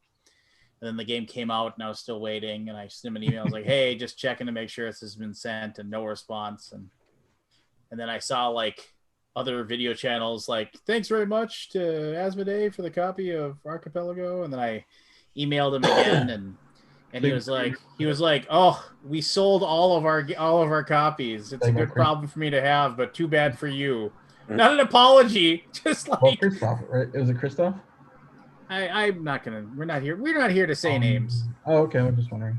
That sounds like a experience I had. I did a few hours work for a publisher, and they were doing an RPG of an IP that I really liked, and I said, I won't invoice you. Just give me a copy of the Kickstarter when it comes out. Yeah, never. Yeah, I sent you the name in the chat. In the chat, if you want to read the name, they're all there. That sounds right. That was the name I would use from the time. If you want to read it out loud, no. With an email address and preferably a phone number. That was the same person who when I was trying to buy a copy of Spirium, he wouldn't let me. He was too busy giving a 5 truckloads of games to a different reviewer, for free after he got telling me that he wasn't going to give out any review copies at Gen Con. I was like, I didn't want it. I just wanted to buy Spirium. I think it's one of 2 people he was giving games to. I'm trying to. So like I said, and every once in a while, whenever I see him, he'll see me, and then he does the eye dart away. Like when he is no longer with Asmodee, though. I don't know what he's doing now. I know he's still with a board game company doing something. The latter of the 2 of those that you suggested. That was my primary guess. And it's fine. They did not owe me anything. I mean, the guy said he would send me one. Didn't happen. I remember he to make it up to me, he said he'd send me a copy of Eclipse. And then but I had the presence of mind to pre-order that through Boards and Bits. Just in the off chance that he didn't follow through, and I got my copy of Eclipse. I did enjoy Eclipse. I forgot to fill my pledge manager out for Eclipse, and when I filled it out, it was they said they didn't have half the stuff. Really? Cancel it. I mean, how annoying is that? Whatever. I mean, it's my own fault, but Yes and no. don't they know they have a liability of a copy for me? Right. They know. They assume I am not going to pick it That's up. why pledge managers are bullshit. But I'm It just really saying. is. It's really frustrating. So I'll tell you why pledge managers are used. And Oh wait, we understand. We still think they're bullshit as a customer. Right. Yeah. I mean, when we launched the Pledge Manager 1, it gives you a longer window to be open to sell more stuff. But also, like with Gray Fox Games, like the amount of back catalog with stuff we sell, it's tens of thousands of dollars that you make. I mean, it's like it's very good for your company to do it. Now, I will fully admit, like I've gotten into the habit now, like today, like we are shutting down the campaign trail pledge manager. Like we stopped taking any new orders, and basically we're going to close it to everybody at the end of July, so we know exactly what we have to manufacture, and so we can make sure that we have enough and we make enough to overspread and everything like that. But like I went through and I found everybody that had credits available that hadn't sent it, and I sent them all an email saying, you need to finish this. You need to, or else you're not going to get your game. So it's like, and I try to like, and like I do that several times, and like the list gets smaller and smaller each time, and then eventually you get down to a point where it's like there's 3 people, and then when I'm fulfilling it, like those would be the first person to say, "Where's my game?" I was like, "You didn't complete your pledge manager." It's just like, don't you have their address and everything? No, not necessarily, because you don't take the shipping details in Kickstarter. You take it in the pledge manager. You sure? I'm pretty sure I fill out my address on almost every single.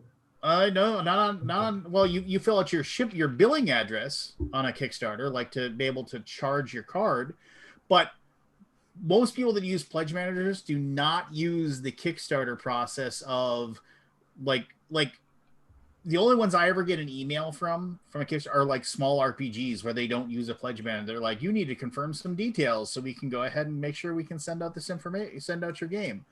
It's like, if you don't do that in Kickstarter, you don't gather that information. You don't verify an address. That's what it is. So the pledge manager, you verify that address, and that's how you do it. And then that's the CSV file that you upload to your fulfillment office. What I'd really like to see is if if companies are going to use a pledge manager, that they send me not just an email, they send me a message in Kickstarter, because I get so many damn emails. You know how easy it is for a pledge manager to go boom and be gone and for me to never see it. And I'm sure Oldies is even worse. And it's much easier. I can go to Kickstarter and check my messages once a week, once a month, and go, oh, I have a pledge manager to go to. Because that's where I'm more likely to notice it, and it's a platform where I backed it. It's really a pain in the ass to make sure you catch your pledge managers when you back a lot of stuff. Well, but you're talking about like you and Keith, you and me and Aldi and other people, a lot of people that are watching this, whatever. We're in a rarefied era of people that back tons of Kickstarters. There's a lot of people that just pop in, and honestly, it's the 2 spectrums, right? If it's somebody that backs a ton of stuff, one of those pledge manager emails falls through the crack. But and I'll say this as a guy who has definitely missed out on stuff because I've forgotten to do it, or it slipped through the cracks and I didn't see it with one of my many emails. That's also on me, right? I mean, it's like maybe I need to take a half hour every week to go, and I do now. I take like a half hour to 45 minutes, like listening to some music, and I go through all of my unfulfilled Kickstarters, and I click on them to see, has there been an update? Has there been a thing that says, like, that's how I found out that like I didn't get my giant Tolus book from Monty Cook Games because they had this extremely convoluted process to it's like, oh, you need to, they sent a Aldi can back me up on this. It's like you I need to wouldn't have known go. about it unless you mentioned it, so I Yeah. got it finally. You need to go to our website. You need to order this book. You need to put in this weird coupon code that we sent you at a different time other than when we sent you this update. Use that coupon code and then it'll work. I mean, it was just like this weird, long process that was just kind of just ridiculous. And I think it's worse for people that order less, though. Lance, you said. well, no, but those are the people that like they're like, yeah, I don't even know what a pledge manager is. I get that. Exactly. I talk to those blow people all the time. them. Yeah, and mean- that's what the other reason I don't like them. Well, but the vast majority of people are all in the middle. Yes, Tsukiyumi is shipping. If you live in North America, the first packages went out today. So now theoretically, I have another 3 to 6 So when months I go of by a this. Target, what do you guys? Yeah. I have another 3 to 6 months of this Wow. being a burr in my saddle. I didn't think people would get that mad about that. I mean, I was kind of mad, but I'm like, I just bought it from Target. What was it, Target? The Terraforming Mars thing. Yeah. Game. Oh. Well, and that was, I mean, I'm not here to throw any stones towards any sort of decision made by any company at all, because by all means, the companies that I've worked for, we've been involved in our own shenanigans that have made people raise eyebrows. So I am not trying to throw stones in a glass house, but that's got to be one of those things where it's just like, I mean, it's like they made a deal with a major like retailer to sell those games. And my understanding is they weren't like the Kickstarter versions. Like the Kickstarter versions had something special to them, right? They're a more basic version. Less promos. There's no promos and there's no dual layer. So it's a substandard version, right? I guess it's the standard version. It just isn't the standard version. It isn't the super wooby version or whatever, So, but which thing is it? I'm still lost. Terraforming Mars card game. Well, like I got an the email. card Like game, I okay. got an email today. I Like didn't this back is something I always love. This I got an email today, like an update and for these things that I got an update today. It's like, well, since everybody has gotten their blank, I now feel, or everybody's gotten a shipping notice for their thing. I now feel okay about offering it for sale on my website. I'm like, whoa, dude. Not everybody. And then like immediately me and like 7 other people are like, I haven't gotten a shipping notification, and it's just like, and then he's like, oh, I'll look into that. It's just like, dude, I mean, if I've learned anything, like when I was told today, it was like, I can confirm. I mean, I've been just hammering on our fulfillment partner. I was like, tell me they're shipping today. I am not going to be caught with my pants down and tell our backers that we're shipping if it isn't actually happening. And it was just like, and they were like, they said orders went out today. I was like, just like swear on your life. Show me the slips. Yeah, show me the tracking info. Print out of all the names. And and I was just like, show me a tracking code, and then they did, and I was like, all right, fine, I win, because I was not going to get caught with. I wasn't going to be like yet another thing. I mean, there have been enough. Like I think Josh said, where it's just like, there's enough things where people like where we made mistakes or whatever, and people have rightfully so like had problems with what's going on or whatever. We don't need somebody else helping us screw things up, and that was like one of those things totally. But Gator Dave, you got your Terraforming Mars already? I didn't think it was out yet, shipped yet.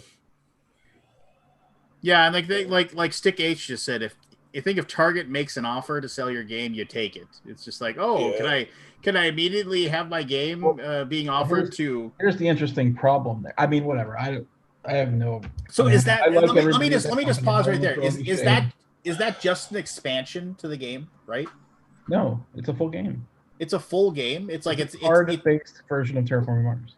Okay, thank you. I was Terraforming wondering. Mars already a card game? It's a streamlined version. It's like Race for the Galaxy. It's got that mechanic where you pick an action, you get a better version of that action. Everybody else gets the same action. Okay. I did not back it, so it's pretty good. Looks good. I have not played it yet. I was so put off. I don't remember when that launched, but I was put off by my Happy Meal toy version of 3D Terrain that I told, screw you, I'm not giving you any more money. Yeah, race to Mars. Get your ass to Mars. This is what you're getting on your 3D Terrain and what you actually got. Yeah, what I received. It's a melted version of what you were promised. I understand the frustration, but putting negative ones or ones on BGG is not good. So they're downrating the game because I didn't know that was a thing. it can be bought elsewhere. Yeah. Well, it's like the stupid what was it when you're on Amazon, you're like, oh, maybe I'll get this. Oh, somebody rated it a 1. Let's check and see.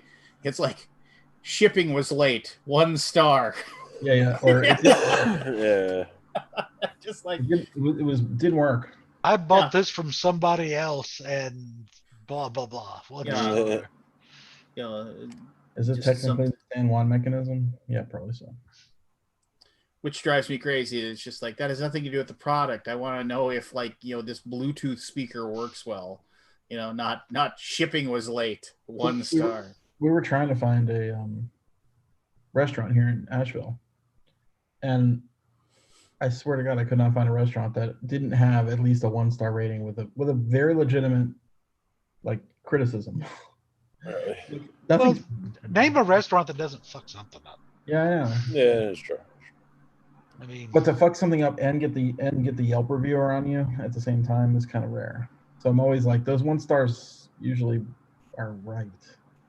Well, it depends if there's 1 star, if there's several. I mean, it's usually, to be completely fair, the 1-star stuff is usually you've got to really screw the pooch, as they say, because not only did you make somebody so mad they weren't happy, you made somebody so mad that they immediately got out their phone to say how much you suck. I mean, and a lot of that can be just maybe somebody's temperament or what have you. And I'm not saying that isn't possible. That's for sure possible that somebody maybe just lives to do that. I mean, I generally think that isn't standard, right?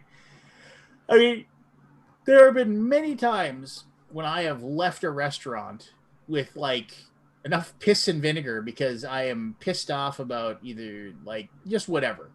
But by the time I get home and I'm not driving and I'm able to I want to put my cohesive thoughts into an email or a rating, at that point I'm like, screw it. Just no, not me, man. Until I get that freaking, I'll get screwed at the drive-through, and by God, I'll call a manager and bitch, even though I know it's not going to do anything. No, you'll get that. You'll get that that $5. You get that $5 coupon in the mail so you can come back and buy it. Yeah, or something else like that. But I've had a lot of issues during COVID with just food missing, not being delivered that I paid. I'd like the record to show I have not gone back to that pizza place that done me wrong over and over. I haven't gone back there in a good 6 months. They lost my money. Was that Pizza Patrol? No, it was not the Patrol. That was Casey's Pizza. And yeah, they've done me wrong one too many times. Hello, angry customer pizza parlor. How may I help you? I almost got kicked out of a restaurant in Niagara Falls. Oh, really? with your girlfriend from Niagara Falls? Yeah, my girlfriend from Niagara Falls. What size, Scott? American. You gotta do something pretty bad to get kicked out of the Canadian side. Yeah, you gotta be nice, Matthew. Nice. I was drinking. I was so mad. I was like, I'm gonna make a Canadian joke, and then I heard you pipe up. I was like, gosh darn it. Yeah. Which is what they would say in Canada. Gosh, no, that's more of an American thing. Well, you don't swear up there. You're like, well, golly gee, we don't swear up here. Nah, I'm just giving you the business. Okay, Scott, your story. Are you not hurt? Almost got thrown out. Almost got thrown out of the restaurant. Why? What type of restaurant was it? Oh yeah, so it was a gastropub. It was the only decent restaurant in Niagara Falls, and we had gone there before. We go there on a Friday night, and we reserved their good table, their big table. But when we got, was it a booth? Yeah, well, I'm not done. The booth's part of it. So we got there, and the big table was taken, and he apologized, and I said, but we altered our time and everything. Like, because they were like, if you come in, blah blah blah, we'll have the table available. I'm like, okay, cool, we'll change it to another hour or whatever. So we go there and the table's missing, and then I'm mad. I'm just mad because I'm like, well, we altered our schedule to come here for that table. Can I interject just one moment? I just want to say one thing to everybody who's listening. Never So mind. Scott's one of the nicest human beings of all time, right? But I have seen him when he's mad, and like it's like the I weirdest see it thing. coming. No, it's like it's just like it's weird. You can tell when he's mad. He becomes very short and deliberate with his words, and it's like, and I mean it's such a like a low seething hatred. It's actually scarier than if he was like somebody was yelling. But anyway, go ahead. Mm-hmm. What did I say? You got there. You got there. Those motherless pricks gave your table away. Fucking table's gone. And I was like, okay, well, what else do you have? Well, we have one of these big booths, right, which we can fit the whole party on. I'm like, okay, fine, whatever. And we go down there. Whoever's in the center doesn't get to go to the bathroom. All the big booths, and we get to the smaller ones. So I had to sit like on the end, like people are in the booth, and I had to sit on the end. Yeah. I'm like, oh my god, really? We even like don't even get our booth. And the guy's like, are you gonna be mad all night? This is the owner of the place. Because are you gonna be grumpy all night, or are you gonna? I forget. He said something really like condescending, passive aggressive. Condescending, and I go, I'm only here for my friends, man. I will leave in a second if you give me the opportunity. Or so I've said something. I couldn't believe I said it actually. Like, get out of here. Just got off. But here's the deal: the guy, and I was mad, and I went on Yelp at that moment and gave a 1-star review while I was sitting there. And then he comes back over and apologizes, and he's almost crying, like literally in tears. And I'm like, he goes, "I'm sorry, Anna. It's like I've got in this business to make people happy." Blah blah blah. Like, okay, don't worry about it. And I deleted my 1-star review after he walked away. But yeah, it was really weird that I almost got kicked out. Like it kind of got escalated, right? I was like, So what you didn't see is he just like put some onions underneath my eyes. He saw that I was not happy with what we ended up with right at the table, and he said something about it. I'm like, okay, well now you're pushing me, so I'm gonna say something back to you. Oh yeah, I would have. If they weren't here, I would be gone in a second. I would. Yeah, I mean, we don't really need your business. Look at this place, right? It was jam packed. It had just opened, right? So it was like, yeah. Okay. He's not gonna back down. Oh, I would have loved to have been there with you in that, because I definitely would have been like, yeah. Anyway, no, there's. That's the only time I ever almost gotten kicked out of it. I mean, he could have kicked me out, right? Well, he could have said maybe you'd like to go. Would you like to go? Sure. There's plenty of other establishments who you can go and dine at. And... I probably would have just got up and walked out without a word. I would have been. I had 8 people. Yeah. I can't walk out with 7. It was 7 people. Me. I would. Oh yeah, that's different. Henning, and a couple other people that didn't understand what's happening. So I'm like, forget it. Just deal with it. We're out. They're closed. And everything. He made up for it. I mean. I got over it. When it comes to reviews, I usually toss the best and the worst. Yeah. When it comes keep the 2, 3, and 4s. Because the best is somebody that works there, and the worst is somebody that got fired. Yeah. The best is family and friends, and the worst is people you've wronged and are just going on a tirade. Or that who knows, right? Yeah. I had a server throw a plate in front of me once with my food. What? I'm sure I was at a restaurant, and they had done something, and they done you wrong. They had done something, and I complained, and she stormed off, and she comes back with my plate of food and just blam on the table in front of me and my wife both, and just threw the plate down. Wow. And my fat ass has never flown out of a booth so fast as I'm like, what the? And I went on a profanity-laced tirade at her and her manager because she threw the plate in front of me. Didn't piss her off. She got pissed off because I complained about something. Well, because I asked when I was going to get. We were on lunch, and I said, "Is it going to be much longer? We're on lunch, and we're running out of time." And that was enough to set her off. She says, "Well, I hope this is fast enough for you." chuck Come that plate in front of me, and I'm like, all right, that's it. I'm out of the chair. I'm yelling, and I never went back to that damn restaurant. I No, I don't just blame you. lost my freaking marbles. I mean, it was obviously some woman with a crappy job having a bad day who Yeah. who who got pissed at a dude who was having a crappy day.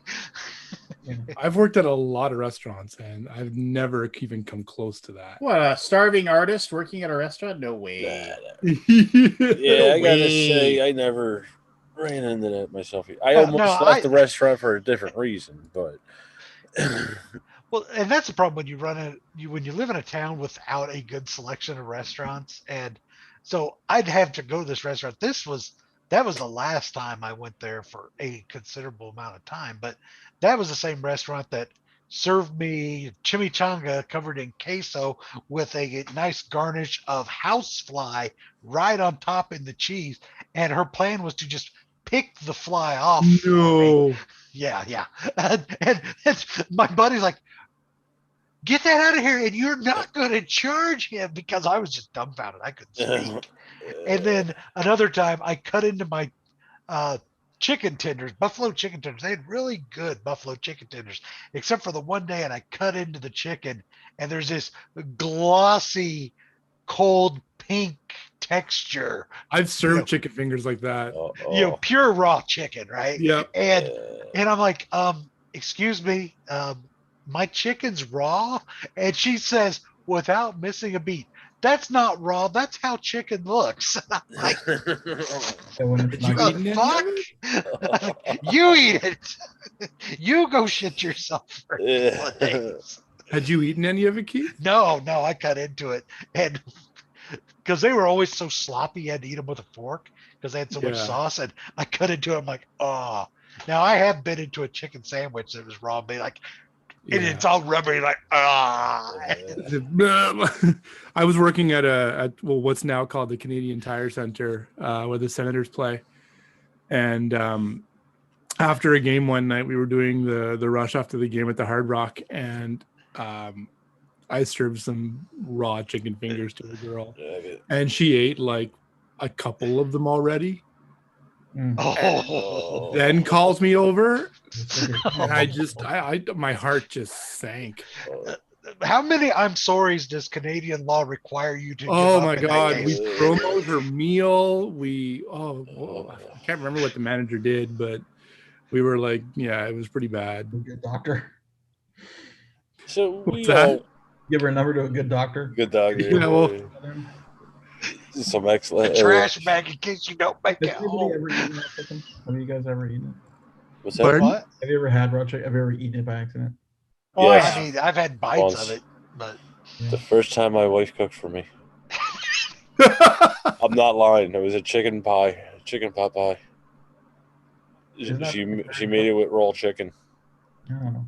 One of the first times I cooked for 4 my hours. parents, I think I made grouper, and it was not totally cooked. That's fish, though. Yeah, I mean, it wasn't horrible. Raw fish won't. To their credit, they ate it. I was young. Yeah, I should know. I grew up with my grandparents where they burnt everything, so that's how I am. I mean, I just got down to eating a steak medium well, from cinder. My sister went to an Emerald Lagasse restaurant in Vegas, and Delmonico's or a different one? I'm not sure. It was a long time ago. It was back when she was working for Cirque du Soleil, and she asked for the steak well done, and I'm like, "You didn't, did you?" She's like, "Yeah." Like, what did the server say? Nothing. I'm like, good. Oh, they'll serve it however you want it because they have good service, but Yeah. you'll get a look. The guy in the kitchen's going, why are we serving a filet? Give them a damn sirloin. They're not going to know the difference. Yeah. I ate at Delmonico's in Vegas, Emeralds, and the service was one of the best service experience I've had at a restaurant. Uh, I mean, they made you like you get up to go to the restroom, they're over there straightening your chair up and folding your Oh napkin. yeah, it's and, great. I mean, it's like, oh, I feel special. There's the guy in the bathroom handing you the towel and stuff. I'm like, man, Mhm. I feel fancy. Oh It God, felt that guy's weird. job has to suck. Well, the tips are good. That The place- one Yeah. time I went to Thing in Vegas. Delmonico's Keith? Yeah. That place is super. Huh? It's expensive. That's why you get treated nicely. Yeah, Oh, it wasn't expensive. I didn't pay a dime. Oh well. Yeah. Well, I went on Not work. someone else's time. the check was expensive. Yeah. Scott, Well, what and, was like- the name? They asked if I had a business card, and they sent me like Christmas cards for like 10 years from there after that. No way. Yeah. We ate at we went to go see O when we were there, and we ate at the Bellagio, or the nice restaurant at the Bellagio, and it was great. It was really good. I Cirque love the Bellagio. or something. Oh, okay. It wasn't the best restaurant at the Bellagio then. Well, I mean, there's a lot of restaurants in Bellagio. Yeah, it was like my bill was, this is back in 2006. My bill was like $175. Is that with drinks? Yeah. Okay. Not a So- lot of drinks though. Drinks is where they get you.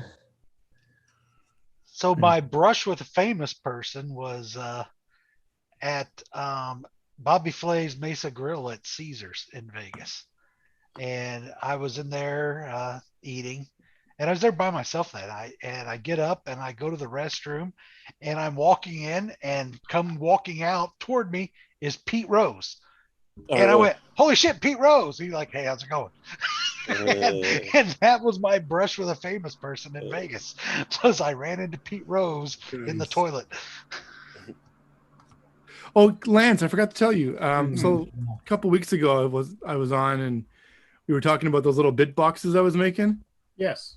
The next day, a young lad from Toronto reached out to me, who is a 3D designer, and he used to work at a bike shop, at a bike company he designs bikes. He had put something together and just sent it off, and it was amazing. So it was he saw me on here talking about it. He's like, "Hey, how about this?" So then I've now found a new resource for that. What amazes me is he saw you on here. Pardon? It amazes me that he saw you on here. Well, he's a board game guy, right? He did some stuff for Tom. What I mean, amazes out me of is he- tens of fans, that's pretty Out of good. tens of fans, yes. what amazes me is he I'm always watched surprised. that conversation. I'll get an email every once in a while from somebody, and they're like, for Gray Fox. And they're like, oh, and by the way, I watch the Alaboom every Wednesday. Thanks. I'm like, You're the one. what? You're the one. Thank you. Yeah. The one. Well, I mean, while Aldi's still here, let's throw somebody in the box while he's still here before he has to take Sure. off. Yeah, getting tired. Keith, have you ever been in the box? Yeah, I was on the box the last time I was on. Who Okay. wants to go in the box? And I am too tired to go in the box tonight. Oh, Because I am leaving shortly. I was going I'll to go. leave 30 minutes ago. Matthew in the box. Okay, Matthew's Yeah. in the box. I'm gonna go make some tea. I'll be back. Okay, All right, here we go. I'll ask these questions quick, so pay attention, boys. pay attention. All right. Let me get my gun. Question number 1. In a standard game of checkers, how many checkers are on the board when you begin the game? Oh shit.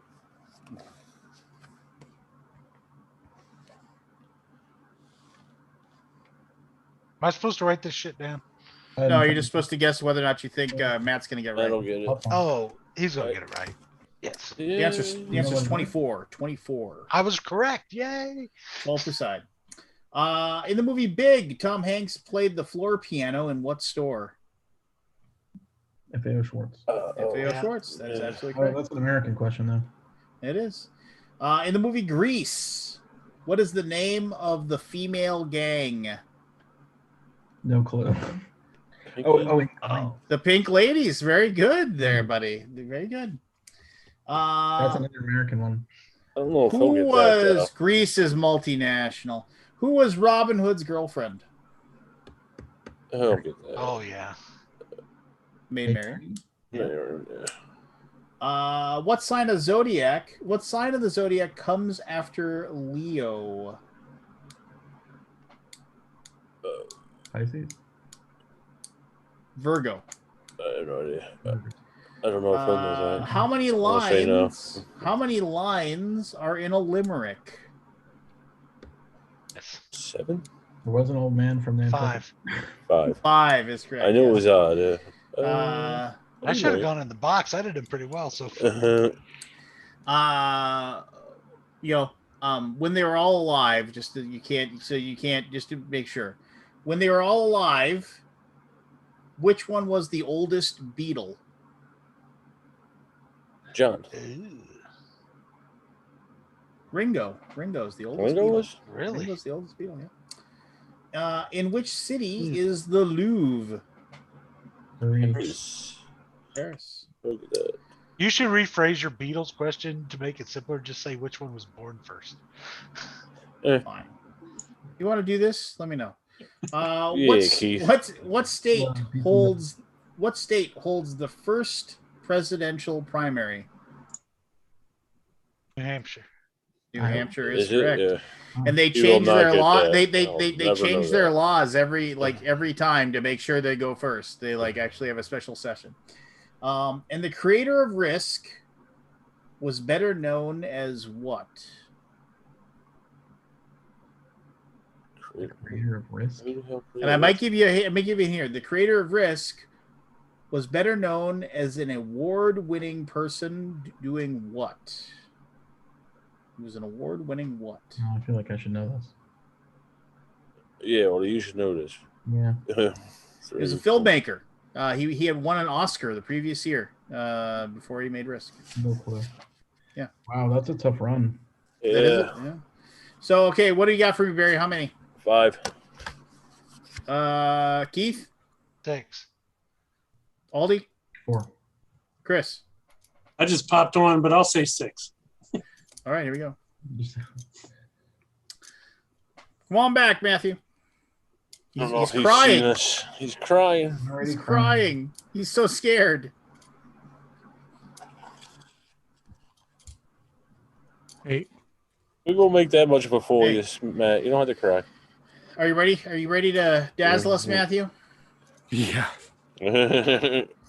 I'll say this: it's with you not being around for initials. They have been they've been excited without you being around just to get everything right there, Aldi. Yeah. Yeah, but anyway. I watched the replay from last week. I knew nothing. All right, Matthew. Here we go. Where's my? There's my initial scheme. I was wondering where that went. Okay, anyway. Matthew, first question. In a standard game of checkers, how many checkers are on the board when you begin the game? And remember, I need a final answer after you. 15, final answer. That's not even an even number. Doesn't need to be. Oh, no, sorry. Yeah, okay. 24 was the number. A lot of times. 12 per side. You do so. One of the cool things about numbers is that if you I'm thinking of one side. Sorry. Yeah, if you double a number, it's always even. Okay, thank you. I'm number 1. See, we take number 1, we double it to 2. It's an even number. I'm thinking of like on the board as in for one person. I'm thinking you were wrong. So we're moving on. We'll go to in the movie Big. Tom Hanks played the floor piano in what store? Oh.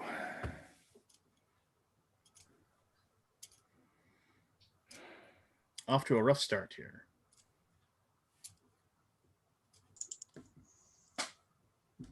I mean, is like FAO Schwartz? Yeah, we'll go with that final answer. You are correct, sir. FAO Schwartz is correct. Yeah. Very good. All right. In the movie Grease, what is the name of the female gang? The Pink Ladies. Final answer. You are correct. With authority. With authority on that one. Come on, man. Who was Robin Hood's girlfriend? That's it? That's it. Maid Marian, final answer. There you go. Sometimes you'll just don't know this stuff. They can be tough. Which sign of the zodiac comes after Leo? Oh, Jesus. Oh, I think that's me. Gemini. Yeah, Gemini. Final answer. Virgo. Virgo is the Between us, right? Because my Yeah. sister's Leo. Yeah. And she's in May. Okay. All right, here we go. How many lines are in a limerick?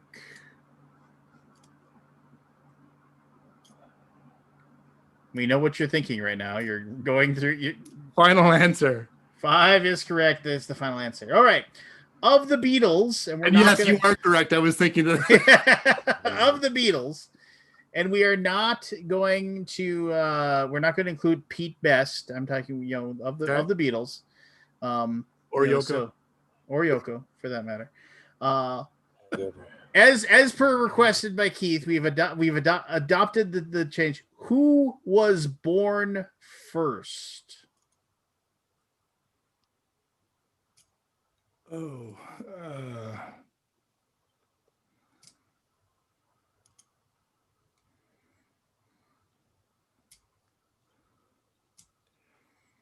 I really don't know. I'm going to say John Lennon. Final answer. Richard Starkey, better known as Ringo Starr. See, that was my first inkling, but I'm like, your caveat at the beginning, because who's oldest? Because some of them are not still alive. Yeah. Well, he clarified that if they were all still alive when he asked us. Yeah. Board first was He easy. wrote the question. All right. In which city would you find the Louvre? The Louvre is in Paris. Final answer. You are correct, sir. Well done. 2 left. Just to count. Anybody know? What am I at? 3? No, you got Checkers wrong. You got FAO Shorts right. Pink Ladies right. Maid Marian right. That's 3. You got Limerick right. That's 4. Paris right. 5. So you got 5 right with 2 to go. It's a sweat here. Possible 7 here. Okay. It's a sweat. Okay. What U.S. state, you silly Canadian, what U.S. state holds the first presidential primary?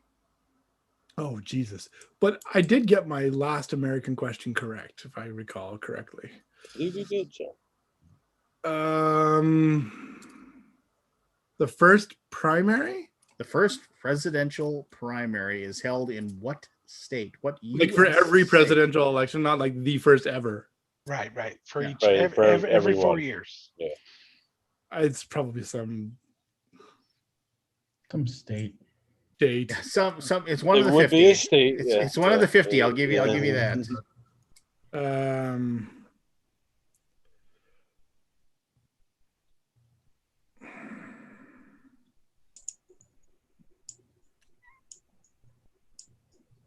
Let's go with Pennsylvania. No.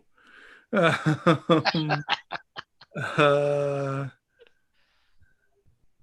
a new state? Illinois. Final answer.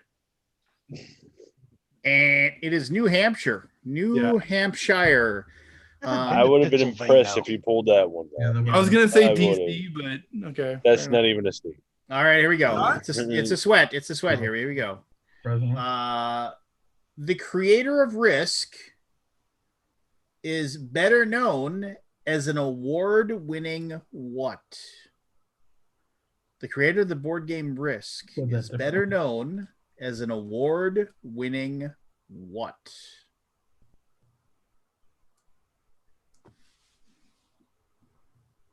Fuck, I don't know. The creator of Risk, the board game, is better known as an award-winning what? Oh, man, I have no idea. Author. Final answer. Sorry, it is filmmaker. He's won an Academy Award as a filmmaker. So you got 5 out of 10. So sorry, boys, who guessed 6. You guessed wrong, but that was Aldi with you guessed 4. Barry guessed 5. I guess 5. Yeah, Barry with the big 5. He missed the Checkers one, and I was I didn't think accurate. any other 9 name. out of 10 of his answers. Well, I mean, you really like dropped the ball on that check. I was too quick. I jumped the gun on that. Yeah. I was like, so my answer would have been 30 because I thought it was. Oh no, that wasn't even. That wasn't Which even, technically would have also been wrong. Yeah. It would have been. So it's 12 on each side? Because you go, Yeah. you stagger It's them. 3 rows of 4 on each side. I had to think through it, but I know that there's 8 on a checkerboard because the same board as chess. So CP? Yeah, see, I haven't played checkers since I was a kid. CP, Lance? That is CP. That is Okay. Charlie Presto. Charlie Parker. Come on. Well, I didn't, but maybe you just gave away a possible answer, you fool. I did. 12:20 a.m., my friends. Have a good night. No, Good night. no. We get through this quick. What do we got to do Saying. now? I thought we were done. Initials, Every answer initials. has 2 words. See, Oh, I know how to play initials. I didn't He know knows. He knows how to play this. Here we go. I Here we know how to go. play this. Here we go. Are we doing the official like out of the box initials thing? Yes.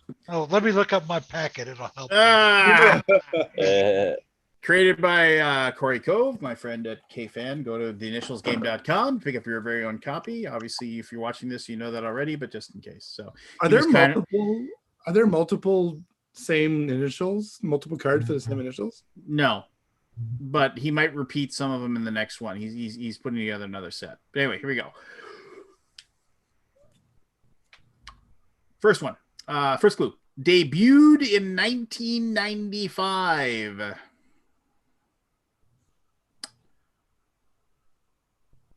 Is connected to a Neil Diamond song.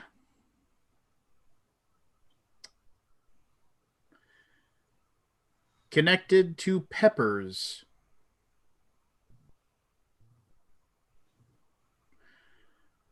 Participates in the South.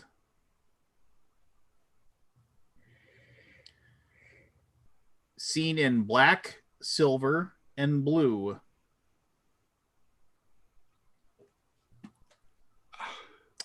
Final clue.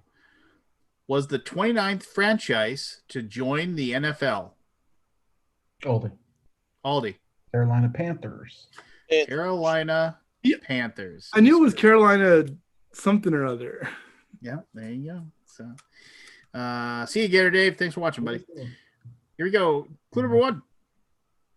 Appeared on the animated Disney Channel series The Replacements. Appeared on Amazon Prime's All or Nothing.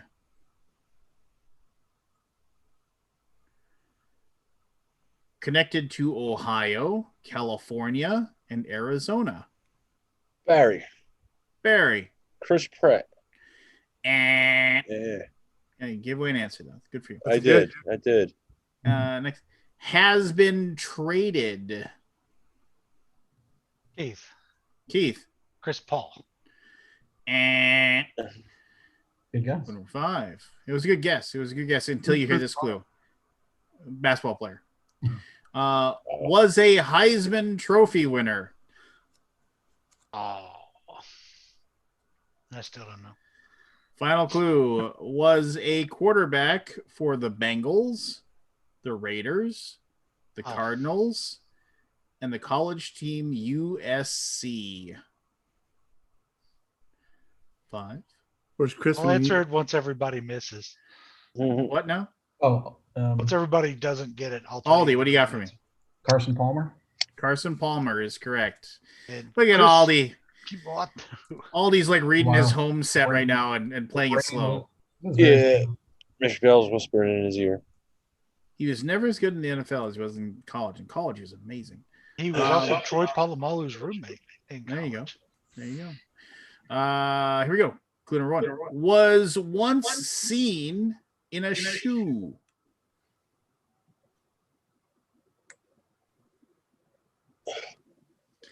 Cher famously had one of these in 1995.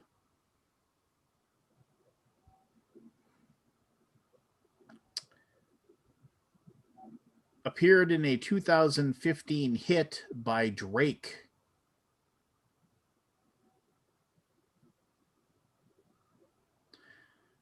Famously connected to Gordon Gekko.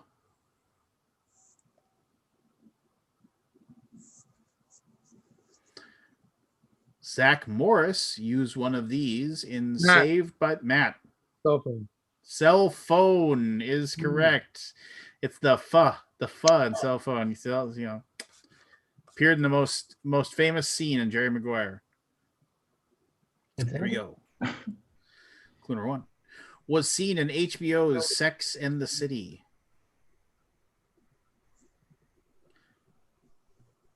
Appeared in 1984's Ghostbusters.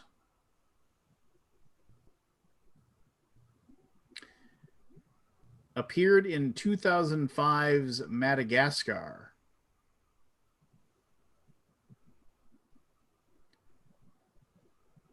Appeared in a chase scene in 2003's Elf.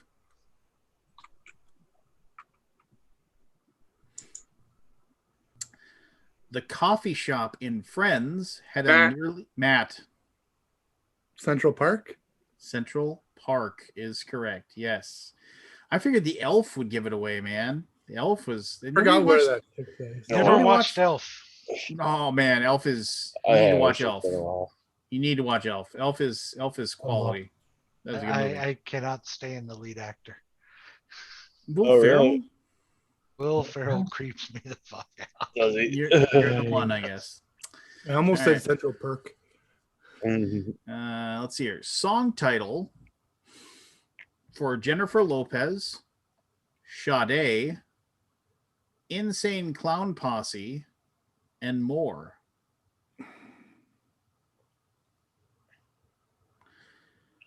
Connected to Canada Day and Independence Day. Come on, it's connected to Canada Day. Often includes a lattice top. Keith. Cherry pie is How correct. the fuck is that connected to Canada Day? Yeah, I was gonna ask.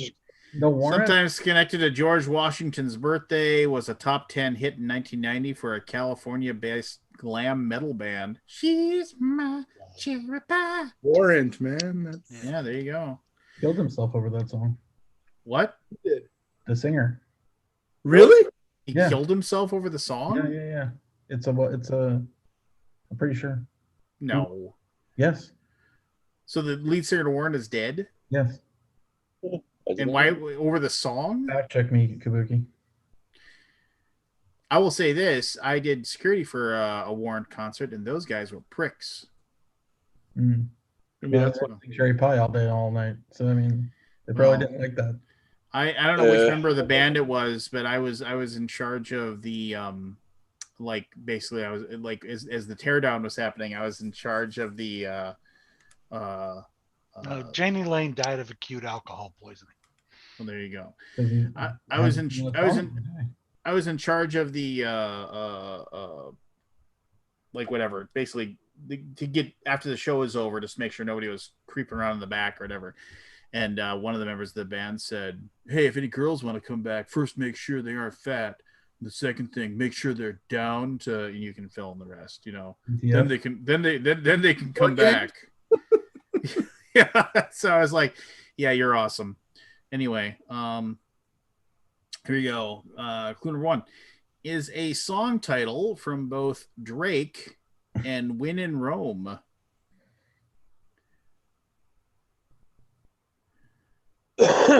Connected to fugitive and serial killer Charles Lee Ray.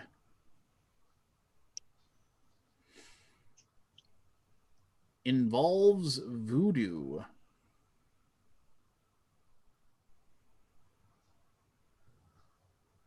Was released. Chris.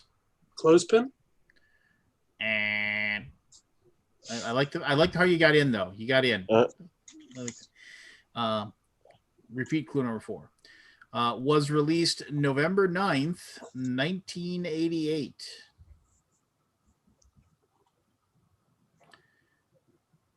Has spawned multiple sequels and a 2019 reboot.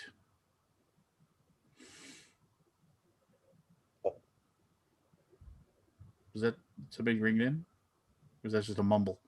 Final clue. Included a killer doll named Chucky. Keith. Aldi was first. Child's Play. Child's Could have Play. got that from the previous clue. Could not. I didn't. I thought it came out earlier in '88 for some reason. I only saw the first one. Well, Barry, I hear you talking, so your microphone works. That's The good. Drake song. There you go.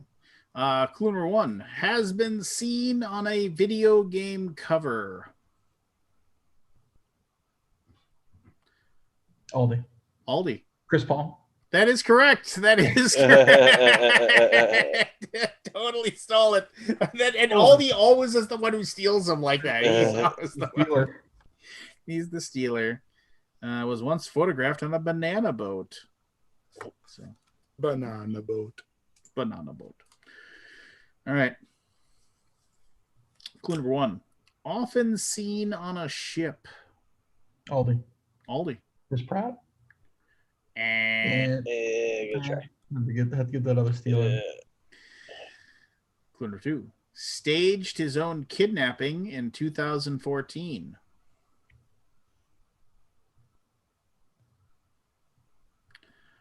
Once attempted to stop a runaway freight train. Matt. Chris Pine. Chris Pine is correct. Yes, Chris Pine played James Tiberius Kirk. Started in 2009. I was going to say coming. or Captain Pike is what my first answer was going to be. Hey, Evan's here. He can join in. Evan's here. Evan, we're in the middle of initials. I missed it. But you can join in here. I would have had the same score by now anyway, so it's fine. Do you see the initials, sir? Yes. All right, those are your initials. All right, here we go. Clue number 1, played for the Oakland A's in 2011.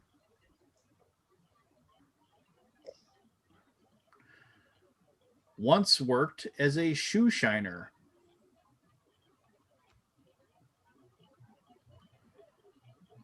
Made a mixtape in 2014. Chris Pratt. Chris Pratt is the answer. The Steeler. The steal. Somebody said, "Oh man, more sports." No, it wasn't. He played I can't remember the name of the actual player, but he played like in the Moneyball. Was it Moneyball? Oh, did he really? Yeah, he played. That's the whole thing was. Is played Oakland A's. Shoe shining is what got it. And then once avoided by crazy glue, has been almost killed by dozens of dinosaurs. What's the I'll say this Part about two, money, right? the whole Moneyball thing. That was like that really glamorized an idea that like Scott Hatterberg. That's the player's name that he portrayed. That glamorized an idea that didn't work. It was a thing where it was like, oh, we're gonna get these like situational players and then that are gonna be cheap. It like they caught lightning in the bottle. And and the thing is that what I loved about that is the Minnesota Twins are the ones that beat them in the playoffs that year, and they just gloss over that in the movie. But anyway, I could go off on Moneyball for a while, but I'm not. So here you go, class. Clue number 1. First seen in 1958.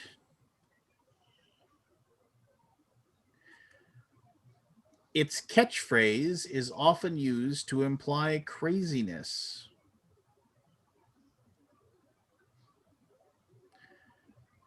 Found in brown boxes.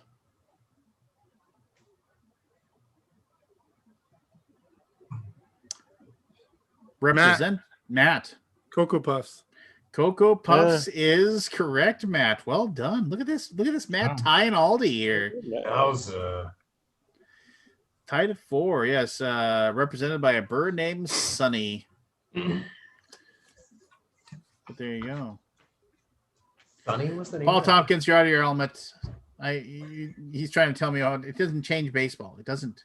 Like, the big money teams are still spending millions upon millions of dollars and they're winning. It didn't change baseball. Anyway. His parents immigrated to the United States from Jamaica. His autobiography is titled My American Journey. Holding. Go ahead. Charlie Parker. Yeah. Oh, Oh, go ahead. Keep going. Okay. I did clue. I just did clue number 2, right? Yes. His autobiography is still My American Journey. Okay. Number 3 was awarded the Presidential Medal of Free. Keith. Colin Powell. Colin Powell is correct. wow. How did you know? If it was going to be music, I was going to say Charlie Pride. What'd you know? How do you know that? Jamaica? I was thinking maybe the Jamaica, and then I just heard Presidential Medal, and that was where I went. Yeah, received 3 electoral votes for president from faithless electors. Wow. Those damn faithless electors. Yes. Who are those? Those are the people that, like, even though their constituents tells them that they're supposed to vote a certain way, they Electoral voters. the electoral voters, they change who they vote for, and as a show of defiance to, like, make a stand or whatever. Yeah, I mean, it's something where because I mean, whatever. I don't want to get into political discussion, but it's ridiculous. Anyway, we have 3 left to go, so Chris can tie. Keith can take the win if he runs the table. Aldi and Matt are in hot pursuit. Evan, you can just play spoiler at this point. Yep. So here we go. Maybe. Number 1, Freddie Prinze Jr. in a 1999 film.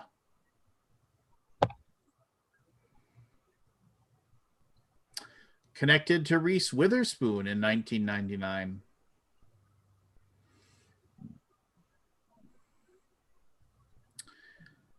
Jesse Spano on Saved by the Bell.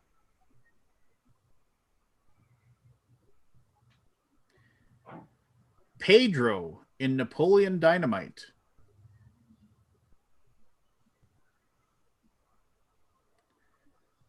Is often asked to give a speech. Keith. Class president. Class president is correct. Thinking vice president. All right, Keith. You pulled within one of the leaders. So you see these 2 in a row. And here, let me text you the answers. Hold on. I've got the box in front of me. I'll just very good. Very good. Excellent. All right, here we go. Clue number 1, debuted in comics in the 1970s.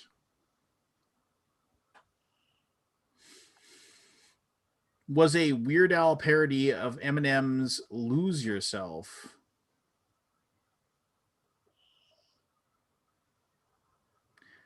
This isn't designed to be eaten.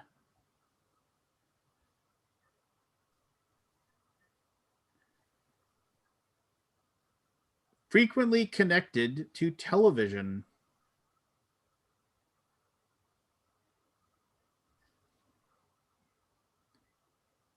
Implies inactivity or laziness. Keith. Couch potato. Couch potato. We have a 3-way tie for the lead with 1. Did I say yes? I have 1, a singular 1 clue left. Aldi, Matt, Keith, if you get this answer right, you win tonight. It's in one of the most hotly contested things ever. And the rest of you, I guess you could ring in, but we'd all be upset with you. Yeah, I'm going to do it. Yeah, You can mess it up. Awesome.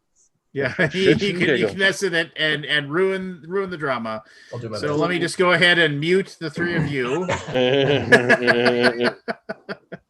All right, here we go.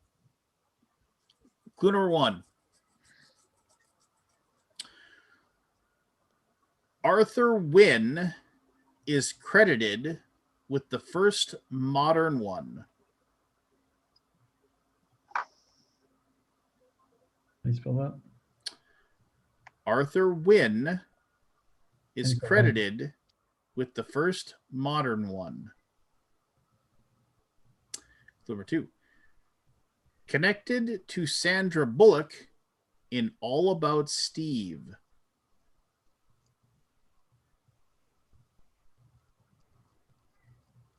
Clue number 3. They're often themed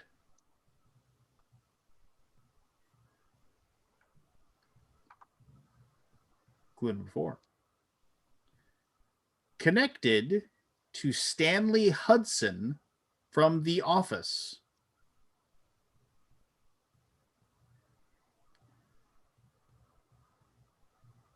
Clue number 5. They almost always appear in black and white.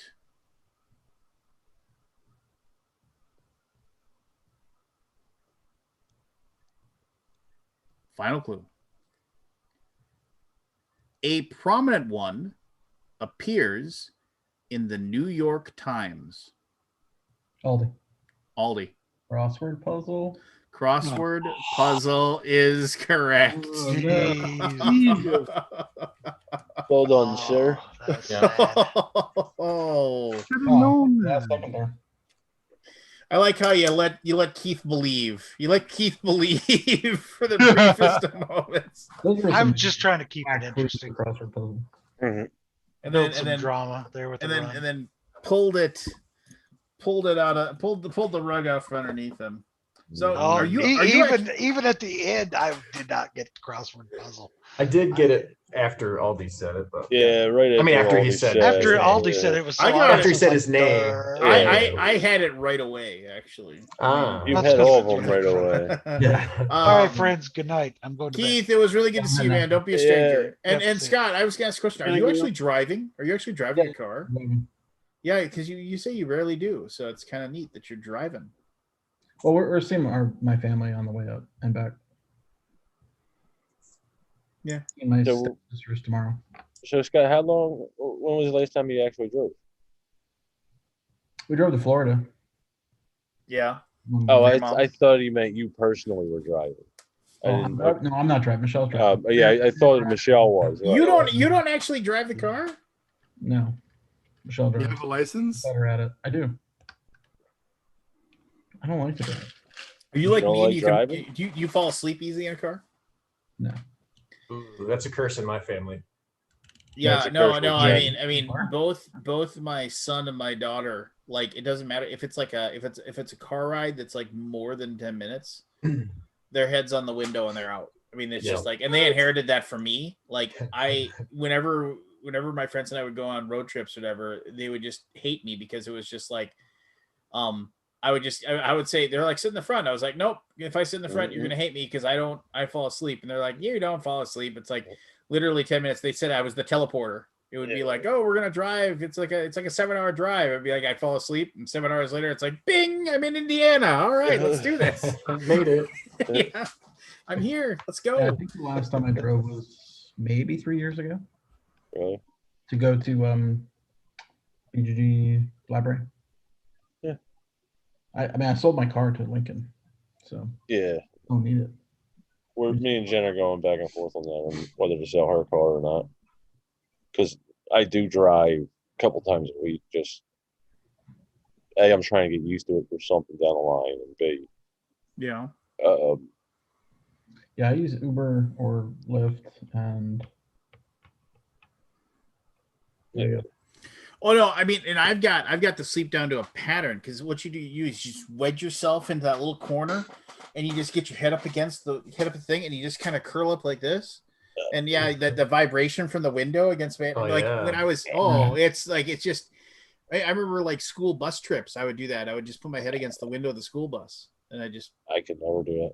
Jen's like that. I could never do Oh, that. that vibrates too much, that school bus. Yeah. oh no, just right straight to When bed. you hit the Yeah. Well, no, that's no fun. That's no fun. I'll give you that. No, I mean, to this day, I mean, but it works against me too, because if I get tired while I'm driving, I mean, like, it's scary. Like, oh my gosh, like I just fell asleep for like 2 seconds driving 90 miles an hour down the highway. I And you fell think, asleep driving a car once. oh yeah, and like the old joke is when I die, I want it to be peaceful and in my sleep, not screaming like everybody else in the car. uh-huh. Yeah.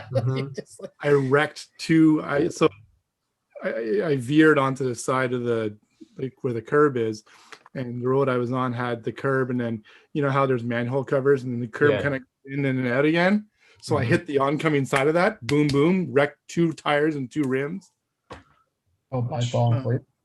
By falling asleep. My phone. And the Yeah. worst part about it is when you Right actually on. do like the head nod where you're like, holy cow, I just fell Mhm. asleep. Yeah, Like you yeah, get that immediate adrenaline rush, and Yeah, you're yeah. like, Yeah. I nearly died. But then like a minute later, you're like, it's like, Uh-huh. why am I falling asleep? Yeah, yeah. it's Luckily our highway here has those little nubs on the side, you know? Oh yeah, It's the like, Yeah. and I'm like, oh yeah, The I'm rumble good. I'm strips. good. yeah. Those are new though. Those are fairly new. Yeah. Well, no, and yeah. I still remember when my wife was pregnant with my I'm gonna go. son. Go ahead, brother. Ready. It was good to See see you, you, Scott. Scott. I'll see you next Bye, week. Scott. Yes. Safe travels. Later. Bye, everybody. I still remember I was on a we're driving home from like we had gone to a concert in Minneapolis. We we're driving back to Mort. It's about a 3-hour drive. Middle of a snowstorm. And like one of those that are like you shouldn't be on the road, like everybody should drive everybody's driving like 30-40 miles an hour. I mean, if you live up in like say Canada, as two of our esteemed as one of our esteemed guests is, you in Minnesota you shouldn't be driving during those conditions. But we were just having to get home, and my wife was like 3 or 4 months pregnant at the time, and so we were like and we're sitting there and we're trying to get home. And I remember I said I could feel myself just falling asleep because I've been up all day, and like we drove all the way there, and I'm driving back, and it's just taking forever. And I said, "Can you drive for a little while?" And she said, "Yeah, I'll try." And like she was able to drive because she was even more tired than me. She was able to fall asleep for like I was able to get like maybe a 20-minute nap, and then she was like, "I'm falling asleep. I'm gonna kill us if you don't get up." And so I was like, "Okay, fine." So I get up and I'm driving, and like of course it's like in some weird stretch of like nothing. But I see a truck stop, and I was just like, and I walked in there, and I was just like, and like I walked in there, and I asked the guy behind the counter, I was like, "Look, it's like I got whatever it is, like 200 miles to go to get to Fargo, and I'm falling asleep." I was like, "What do the truckers take?" And he said he grab a Red Bull and take 2 of these pills. I was like, okay. And how'd it go? Take a red and a yellow. Yeah. Not the blue. Yeah. Yeah. It was Definitely not the green. It was The brown There was I remember they were a yellow pill, and they're about that big, and he said, "Just take these 2 and that," and he said, "You will stay awake the rest of the way, trust me." Was it a jagged yellow pill? I don't know. It was Caffeine. but I was Isn't it ironic? yeah.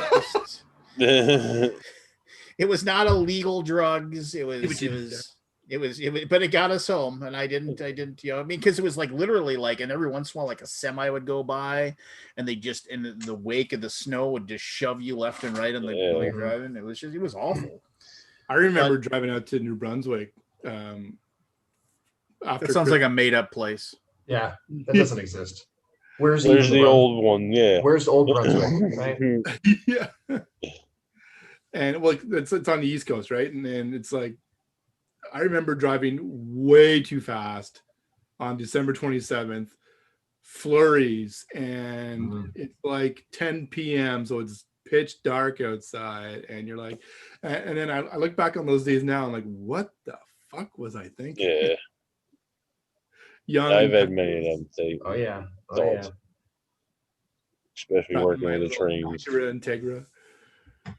My all season tires on, not even winter tires. Yeah. My highway out here had such bad ruts that if it was raining a lot, which it does all the time, like if a truck passes you at the wrong moment, you just get like this 2-inch sheet of water across your windshield, and you're like, well, I think we were turning left a little bit, so I'll just, and then eventually your wipers clear it, and you're like, oh good, I'm still on the road. Great. Well, it's good. Good. I adjusted just right. I remember when I was taking my driver's ed, my driving instructor would say that I did mine privately. You can do it like through high school and stuff too. And he would take, when he would have a high school class, he would take them on the highway in the afternoon and pick a highway that wasn't very busy and turn the radio off, and nobody would talk. And then they would just let the guy drive or the kid drive. and the car would just start doing this thing called highway psychosis, where you just kind of go back and forth. It was trippy. Yeah, no, I mean, I don't mind driving. I have driven to Texas in a one just headed south. Got in a car. I mean, it was like a 18-hour drive, but I made that in one trip. I halfway through, I pulled over and just basically parked in a hotel parking lot and took like an hour nap, and then got up and then made the rest of the 9 hours. It's almost worse, I find. Yeah, I mean, it's just like it depends on what you're used to. Yeah, I mean, if the trip was at all interesting, maybe, but I mean, it was such a boring trip. I mean, it was just and it's flat, I remember last year I drove to a fulfillment warehouse. I met Shane there to work on something, and that was like whatever it was to drive to Iowa. That was like a 10-hour drive, just one shot it. I mean, it was boring as hell, but made it there. We took care of the problem, stayed the night, then I left the next day and drove 10 hours back. Just I mean, it was just which I mean wasn't. I mean, it wasn't. I mean, I guess I just don't mind the drive. It's just one of those things where it's like, I mean, I can go like a good 5-6 hours before I'm like, I need to get up. I need to go and stretch my legs, stop and eat some shitty burger somewhere. And, just like, and then get back on the road, I mean, for me, it's Taco Bell. Well, I mean, it's anything. It's just some sort of grinder food, right? I never make it to my destination. And you gotta, and you gotta order like when you go to if you go to like McDonald's, let's just say it's McDonald's, and you go, oh geez, quit your crying, but I mean, I'm not big on fast food. Sorry, you go to McDonald's and you get like a quarter pounder meal, right? Well, you then also buy, and then you also say, give me like 3 cheeseburgers, give me 3 cheeseburgers. So you have them. So like 2 hours later, when you're just bored and you're just and you're listening to the radio and you can't find anything, and you're just like, this sucks. It's like, oh, I got those cold hamburgers. I can chew on one of those for a while. It just gives you something to do. I mean, it's not like the healthiest thing in the world, but man, it's like, it's true. If your mouth is engaged, like you're talking to somebody or singing or you're eating, it keeps your mind fresh and keeps you going. It's a good thing those truck stop places don't serve turkey, because tryptophan, that puts you right. That's the tryptophan that is located within the turkey is not a high enough level to actually induce that. It is the fact that you just ate 4,000 calories of warm turkey, mashed potatoes, gravy, stuffing, and your body's like, we need to lie down. Yes. I used to enjoy driving. I drove, the longest was when I went to BGT Con. That was 24 hours straight.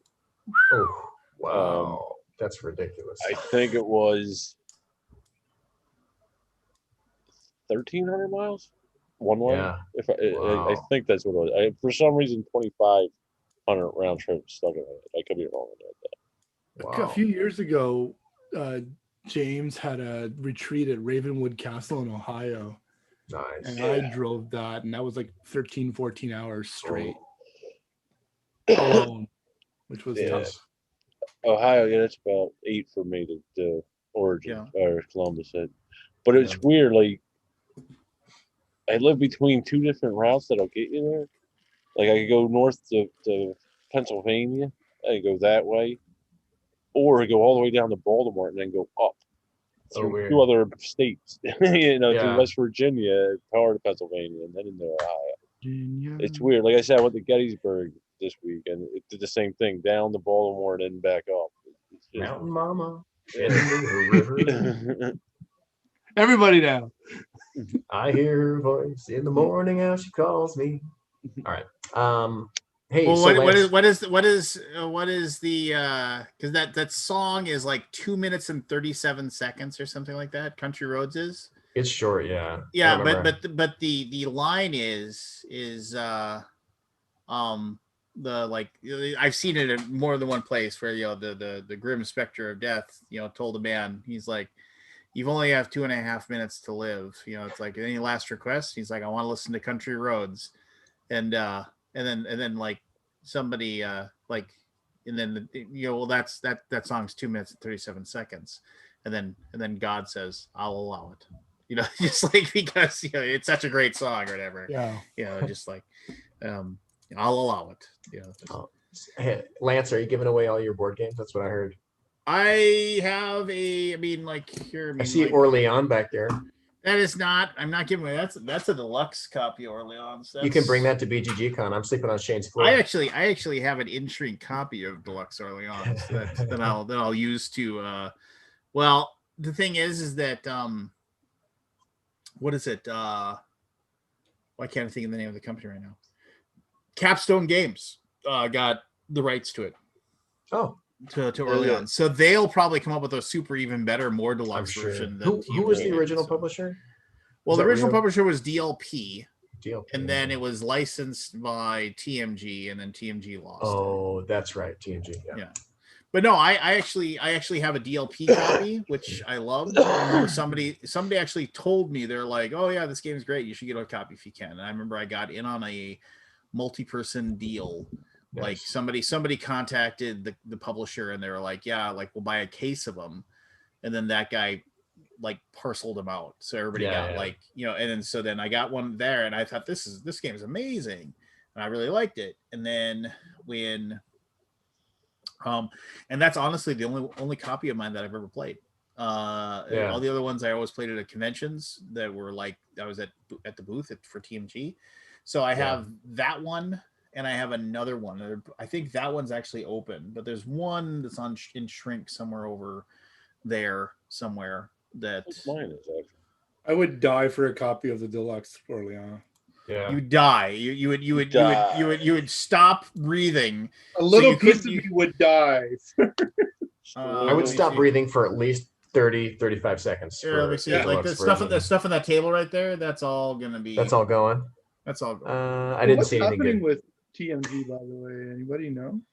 I think it's done. It's done. I don't say that. I don't say that flippantly or anything like that. I just I do have slight contact with Seth. Seth was on last time. Yeah, Seth was on last week. Oh, was he? Yeah, and then he basically said, yeah, it's just kind of like it's like nothing's going on. And then I do talk to Daniel every once in a while, who was like not Dan, not Dan, but Daniel, not Dan, but Daniel. Whatever happened to Danny? I remember, hey, it's Dan, not Daniel, or it's Daniel, not Dan, is what I'd say when I see him, and he would always smile. No, and obviously he was working extremely part-time, just basically handling some of the customer service stuff that was going on. Yeah. And then he got another job like outside of the board game world, and now that's what he does.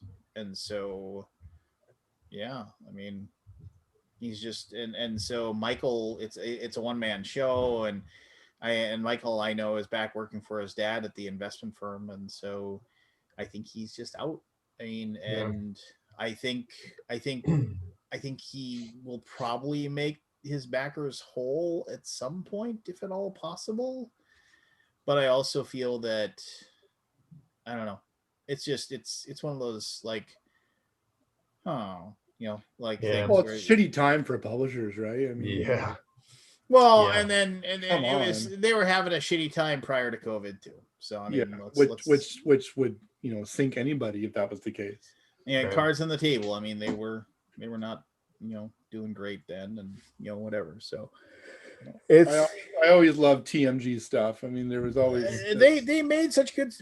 I should say we. I mean, like I had a hand in a lot of that stuff, and we made really good games. It was just I mean, I just found I haven't played it in forever, but I found my Gentis Deluxe. I mean, which and I found another copy of Gentis Deluxe that I have. I'm like, well, Jesus, I don't need two of these. But I I was mean, lucky to work on a couple of projects with Seth, and one with Seth and one with Andy. which ones? Two pirate games actually. One of them was Chrono Corsairs, Oh Yep. yeah. and what was the other one? Oh, the one was the Harbor, the one in the Harbor series. I know what you're talking about. Yeah. Yeah. Chrono Corsairs may have been the last nail in the coffin, actually. It was a game that needed probably another 6 months of development, but they were really high on it. And I remember the first time I played it. It was the graphic design. Well, yeah, there was like, boy, whoever did the graphic design on this must be Canadian. They just have no clue what they're doing. But no, it was a joint venture actually. It was a yeah. No, and so the game had a really cool core concept, but Yeah. But it needed more seasoning, and it got rushed out, and then people got it, and they like pretty much everybody said the same thing. It was like, well, this has got some really cool ideas, but it just doesn't feel like it's done. Like I haven't played my copy. Yeah, so it kind of yeah, I mean, it was like, oh, we're gonna pay a bunch of money and have this printed, and then get nothing back on it. So yeah, stuff. I mean, it's I pushed and pushed and pushed and pushed for them to just stop doing side projects and just focus on Kickstarter. I was like, it's like we've proven to the people that back us, we've proven to people that we know what we're doing when we do this stuff. It's like, this is what we need to be doing. And yeah, I don't know. I'm not saying I knew all the answers. I just know that some of the decisions we made were just going to end up being Embark. It was the other one. And Embark is a really good game that like nobody played. And also, oh man, Embark. I played it a few times. It was fun. First of all, Philip DeBerry is a good designer, and I really like Philip. And he's a good friend. I need to talk to him. I haven't talked to him forever. But Embark was a game that I was just like, why did we try to cram everything about this game into this little tiny box? That game should have doesn't close. I mean, that game is full. There isn't, and I was like, this should be in a larger box game, and I got shouted down for that. I was just like, it's just like it's like people look at the small box, they're like, oh, that's just a small game. It's nothing. There's nothing to it, right? Camp Pine Top, not like Splendor where it's chock full of stuff. Yeah. Camp Pine Top was if you look it up, Camp Pine Top, it was like a total sleeper game that more people would have given a lot of credit to, but it's in a little tiny box. I love Camp Pine Top. It came out last year, I think it was. Yeah, just look it up. It's actually a fairly heavy like game with a really weird theme of like basically being scouts and exploring the wilderness and stuff like that, but it is challenging and it is fun, but it comes in this kind of, smaller than average size box, and so people are going to see it and they're going to be like, oh yeah. Yeah, it's an extremely clever game. But I mean, like, there's all kinds of games like that just like, and there are games that have boxes that are way too huge for what's in it, like say Splendor. I mean, that's the one everybody goes to, but it's just, people also see small box and they think kids game. Wait, I don't see TMG on the publisher list here. TMG has but Pine Top was not by us. Okay. I'm just referencing another game that's a small box. Okay. Like Orléans is really hard to fit in the box too. With all the expansion material, I agree. Yeah. Totally. Well, I made it's the only game I ever made a foam core insert thing for. I think I downloaded the plans and I cut them all out and glued them together. Yeah, never doing that again. I had a thing where it was like, because they made some stupid agreement that they never reprint Orléans Deluxe, and we had people begging for Orléans Deluxe, right? And so I was just like, how about this? We don't make Orléans Deluxe, but we make Orléans Big Box, we Leon's see Plus. we just say we find out if Reiner will give us like, and that's Reiner Stockhausen, not Reiner Knizia. We find if Reiner will like, if he has like another expansion material, even if it's like a freaking deck of cards or something. You just As an excuse, yeah. as an excuse, and then you just say, here's Orleans Big Box. It's going to have a cool insert that's going to hold all of your stuff. And if you own Orleans Deluxe, you don't need to. You're just going to get the big box and this new expansion material, and then all of Orleans Invasion and all of Orleans Intrigue will all fit in this box, and you can put it all in one box. Really, you could just take all of the little promos that they put out and put that together. And it's just like, and I was right. just like, I was trying to sell them on that, and then they're just like, oh no, people would be upset with us, and I'm just like, yeah, but we would really like the like hundreds of thousands of dollars that we would get. Right. Well, I hope somebody does pick that up. Yeah, I just because it's an evergreen title. No, Capstone. Yeah, Capstone picked up Orleans. They'll do something. They'll do something amazing. Yeah, they'll do something amazing. I think Capstone actually got some of the Manhattan Project stuff too. Nice. Yeah, so I mean, because I think that may he rest in peace. He made some awesome games. I mean, Manhattan Project, Energy Empire, and Manhattan Project. What is it called? Countdown or whatever. Countdown to Extinction, or I think it's called.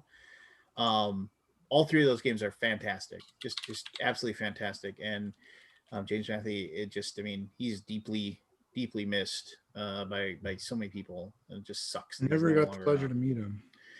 Super. I mean, he's the guy that the first time you met him, you're gonna be like, that guy's kind of a dick, Just like, no, he totally was. He had a way of, like, he would just say things that he would just rub you the wrong way. He was really arrogant, and he was very, very plain, and he definitely had a I'm the smartest person in the room kind of mentality to him. Yeah. But behind that also was like just a super kind and nice person who would like bend over backwards to make things right for people too. So yeah, I mean, it was just yeah, I mean, he's just a good guy. I mean, we all have our faults, right? Just I mean, but he was like, I mean, he would just call me up in the middle of the day and just like, and that sucks. Yesterday I was looking at my phone, and I was just zooming by, looking at my contacts, and his name popped up, and I was like, "Oh my god!" I mean, I hadn't thought about him in forever. Yeah. And that was it what, just, like 4 years ago? yeah. No. I mean, Yeah, something like that. so yeah, there's James Matthew in my phone right there. Yeah. Just that's. I mean, when I was first getting into, maybe publishing our first game, like I was reading all his blogs and, yeah. He was the first guy to put it all out there. Like, look, this is how you're gonna screw things up. This is how you're not gonna, and trying to like help people out. Yeah. No, he had such good resources for newbies. Yeah. There was a lot of stuff there. Yeah. For a while, I was trying to do something similar. I mean, not that I'm anywhere near his knowledge, but for design wise, for graphic design, I would do some of that just for new artists or new designers that wanted to come into the industry and refer to something. Yeah, that would be super useful. Most of it was just common sense stuff. I mean, it's not like I had this. That's one of those things, though, man. Like, what's common sense to you after a decade of doing it is. Yeah, I guess. That's a fair point. It's kind of like when I have patients come in and I tell them about like posture and breathing, and they're like, "Oh my gosh, that's why I have all this pain," and you're like, "Well, yeah." Like I'm sitting right now is not great. It's like the things that are common sense to an expert, are not common sense to the person who's just starting. Yeah. Well, yeah, but you're also talking about quackery, Evan. Well, that's true. That's definitely true. Yeah, quackery. Hey, let me ask you: did you ever watch 2.5 Men? No, I never did. See, I wouldn't because I don't watch trash television. They always made fun of Alan's or John Cryer's profession because he was a chiropractor. He was a chiropractor. Yeah, it's a cultural trope to Hey man, I love my chiropractor. I will take what do you call that type of medicine practicing? Homeopathic? Oh, well, that's when you do. That's like the sugar water stuff with the No, like okay, well, infinitesimal. so the not the actual MD stuff, but like my Complementary. physiotherapist, my chiropractor, Complementary medicine, or I go to those guys, those yeah. people before I go to my totally. Well, it depends on what the thing is, right? Like, True. Like the Western med system is really bad at chronic stuff. Yeah. It's really good at if I lop off an arm. Sure. Right? Can you sew it back on? Can you sew this back on, please? Like that's yes. Yeah. Chiropractor can't do so much for you. No, I'm not gonna do that. I'm gonna look at it, pass out, wake up, then call 911, and call an ambulance or whatever. Yeah, and get it to you. So what do you say when people say, well, the guy who started chiropractic medicine was kind of a loon? Well, I say if you look at the people who started what became Western medicine, it's pretty on par. Yeah.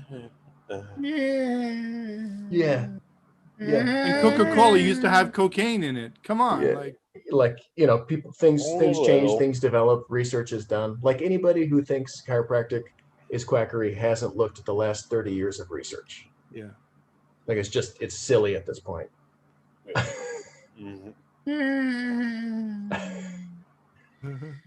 And I don't expect the public to have read that research, so that doesn't bother me. But it's when like people in the medical field are like actively telling my patients not to come back and see me, where I'm like, dude, it's gatekeeping. Yeah, it totally is. And you're like, come on, man, it's ridiculous. Well, it's so funny though, right? Because I mean, to be fair, and I will offer up an equivocation here that I mean, just for example, very quick story. One of the very first dentist no such thing we ever took our daughter to have her teeth checked.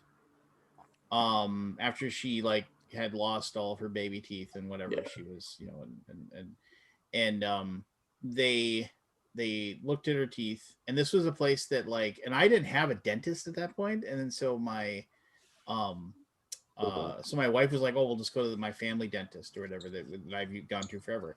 We go in, we sit down, like we bring her in, they take like a look at her stuff, and then they were like, well, she's got in her molars, they were like, she's got two very, very small spots of decay that like, it'll take, we should really get those fixed before they get worse. She'll have to have very light Novocaine. And I was like, well, that's gonna suck, for my daughter. And then, like, I was like, that sucks. And then I just like, oh, whatever. And so then we set an appointment or whatever, and we missed our appointment, and because we both forgot about it. And then I was like, I'm sorry, we'll have to reschedule. And they were like, oh, that's fine. Then we rescheduled, like, and then we got close to that one, and I was like, yeah, we can't make that one because we couldn't make it. And so we have to reschedule. And then they rescheduled us again.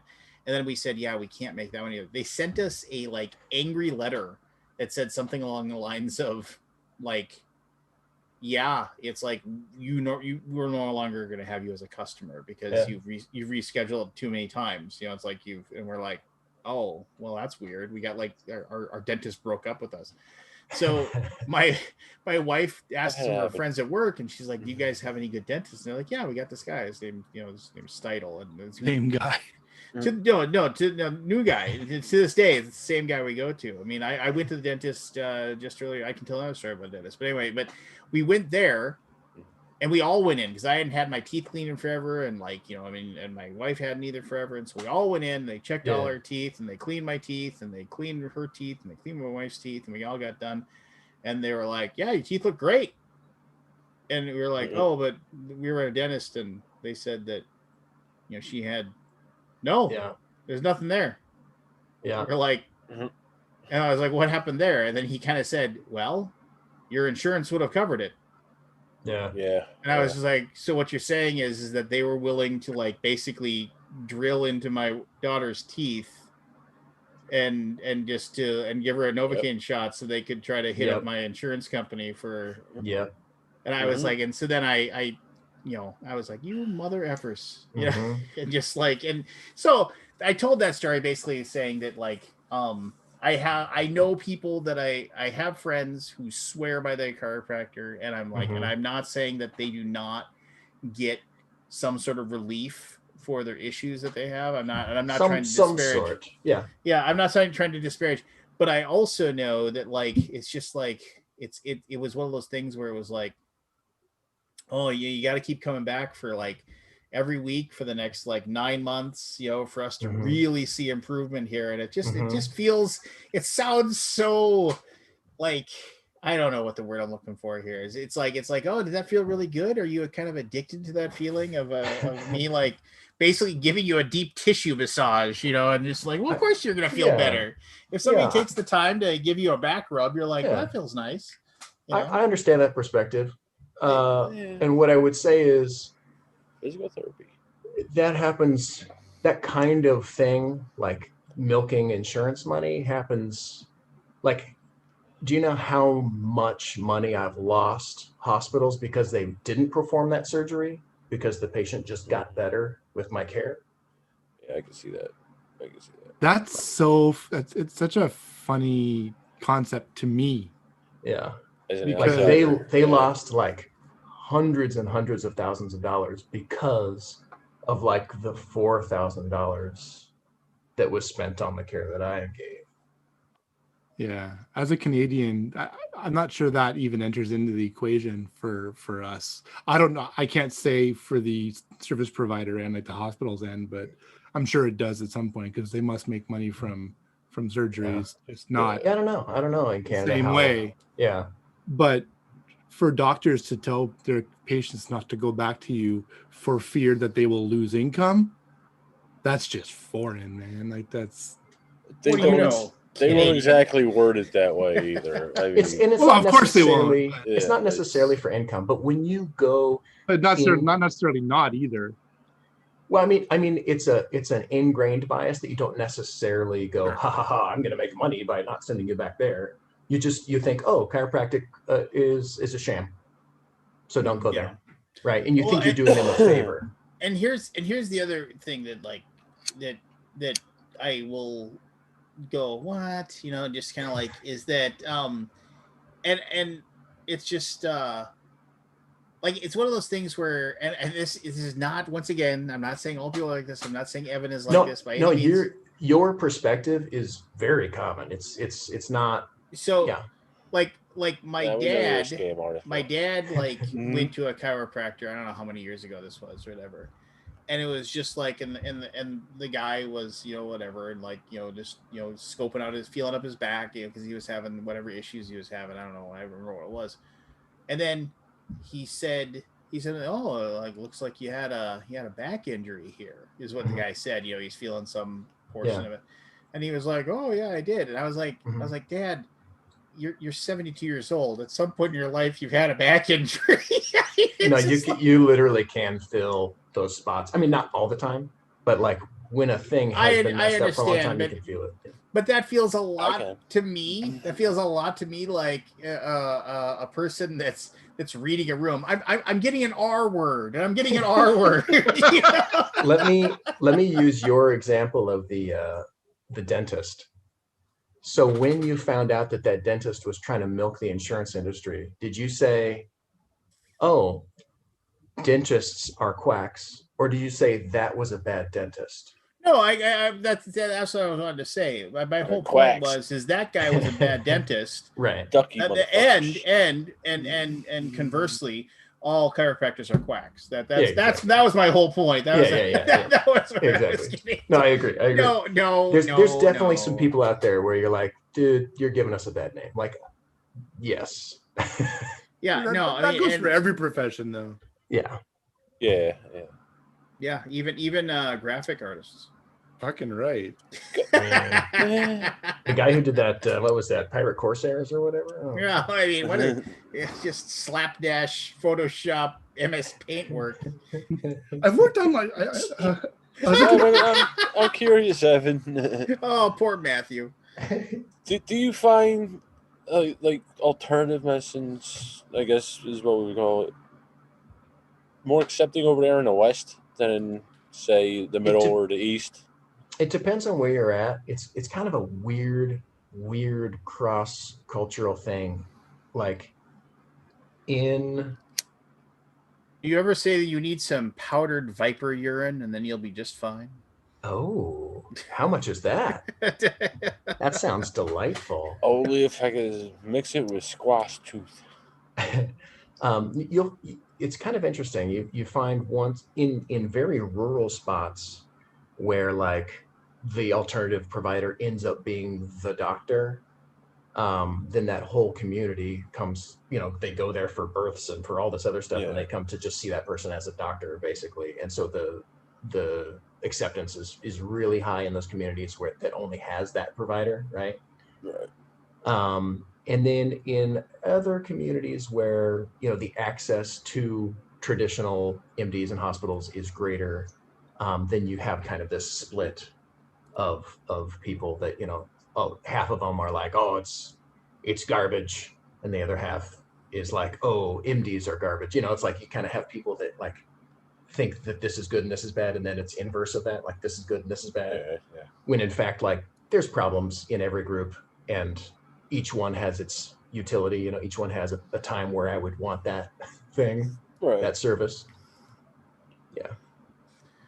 Yeah, I'm kind of in the middle. Yeah, I think that's the right spot to be. Yeah. Well, it just Well, I won't mess so, with but chiropractic, I do so. know this. I do know this. I once friend of the show and sometimes contributor to the show, Travis Chance. Like he's I'm not gonna say he's gullible, but he is definitely a believer in chicanery, I guess. Acupuncture and these other things or whatever. That stuff works too, man. It does. It does. Just because you can't conceive of why doesn't mean it doesn't. So and then he like showed off like all of his like his cupping wounds. Yeah. And I was just like, yeah, and he was just like, oh, I could feel like the toxins leaving my body, and I was just like, dude, I mean, it's like I love you, but I mean, what you're saying is, I mean, it's called science for a reason, and it's just like there's actually a lot of good literature on that, Lance. If you want to check it out, it's all by like PhDs and all these things, and it's published in peer-reviewed journals, and it's accepted by mainstream science. Yeah, but I mean, how many of these procedures Western science are not and accepted by? But here's what I'm burying the lead here. I'm burying the lead here. Ultimately, if it made Travis feel good and he was fine with spending the money, then I should just shut up and let him do his thing. Well, I'm saying the studies have been done. It's not just placebo. It legit helps. But that's not true either, because studies have shown that like by giving people placebos and telling them it's placebos, they can still convince themselves that it will help them. That's also true. Yeah, science. That's also true. Either way. That's also true. Yeah, I mean, we're on rocky ground here when we're like, oh well, just like, and I'm not saying you don't help people. I'm sure you help people over and over again, Evan. I'm sure like you've done amazing work for people, and I'm sure there's a lot of people that like probably credit like their ability to like move around pain free and have a wonderful quality of life, and they attribute it directly to you, and that is extreme kudos to you. To provide that service, and I don't want you coming out of this with like you thinking that I'm like, yeah, you fucking whack, I mean, because that isn't what I think. I don't know. I'm just, it may sound weird from a guy who believes in Bigfoot or the possibility, the highly probable possibility of Bigfoot, that like there are certain things that everything comes back to Bigfoot. I'm extremely skeptical. I'm extremely skeptical of some things, and that's totally okay. I'm just letting you know the research is there. Yeah, if you want to read it. Like the that's science the is problem. there. Nobody will. Most So people allow will, me I to should change say. the subject. Yes. Yes. I just got a 3D printer, and Nice. What are you making? I keep leaving to go check a print right now. Did you? Are you printing a wiener by any chance? No, I'm printing a axe dude mini. Oh. So Matt, Um, did this pop your cherry on them? It does, yeah. Nice. And how user friendly is it? So I got a resin printer. Okay. I got an Elegoo Saturn, which is a larger one, because I was finding that I needed to the need for me to want to print the parts that I'm working with for scale and for usability and stuff was getting greater and greater by the month. So rather than calling my buddy up who lives near me to print something and having to wait and then asking for another favor, I just like, you know what, I'll just take the plunge. And it wasn't really that expensive either. But Yeah, how much are those nowadays? so I bought one back in the day. It was like $2,000. all told, I got the printer, which is the larger one, so it was more expensive, Yeah. and this wash and cure station, which because you have to cure the resin, right? You can't just Okay. when you go to the dentist and they put a crown on, they put that Yeah. little UV light in your mouth. So Right. basically, it's the same thing. And this thing also washes the. I'm only printing with water washable resin because it's low VOC, not so smelly. Right. And so it basically has this thing with a magnetic impeller in it that stirs and washes it, and then you take the tub off, and then you put this little Lazy Susan adapter on it, and it kind of rotates as the lights are shining on it. And so all told, those two machines and all the bits and bobs and everything to go with it and all the consumables, probably 1,000, 1,100 US. Yeah. Oh, that's Yeah. Yeah, it's very reasonable. I mean, like if I use that just even a few more times for work, it'll pay itself off. And Yeah. mind you, I my first test print failed. So There's a learning curve. the good news is Robert Geislinger is quite the 3D printer, and he's been very generous with his time and Facebook messages when I ping him. That's awesome. About stuff. So help me. The knowledge is there. Teach me, sensei, kind of thing. So Yeah. I'm really excited about it.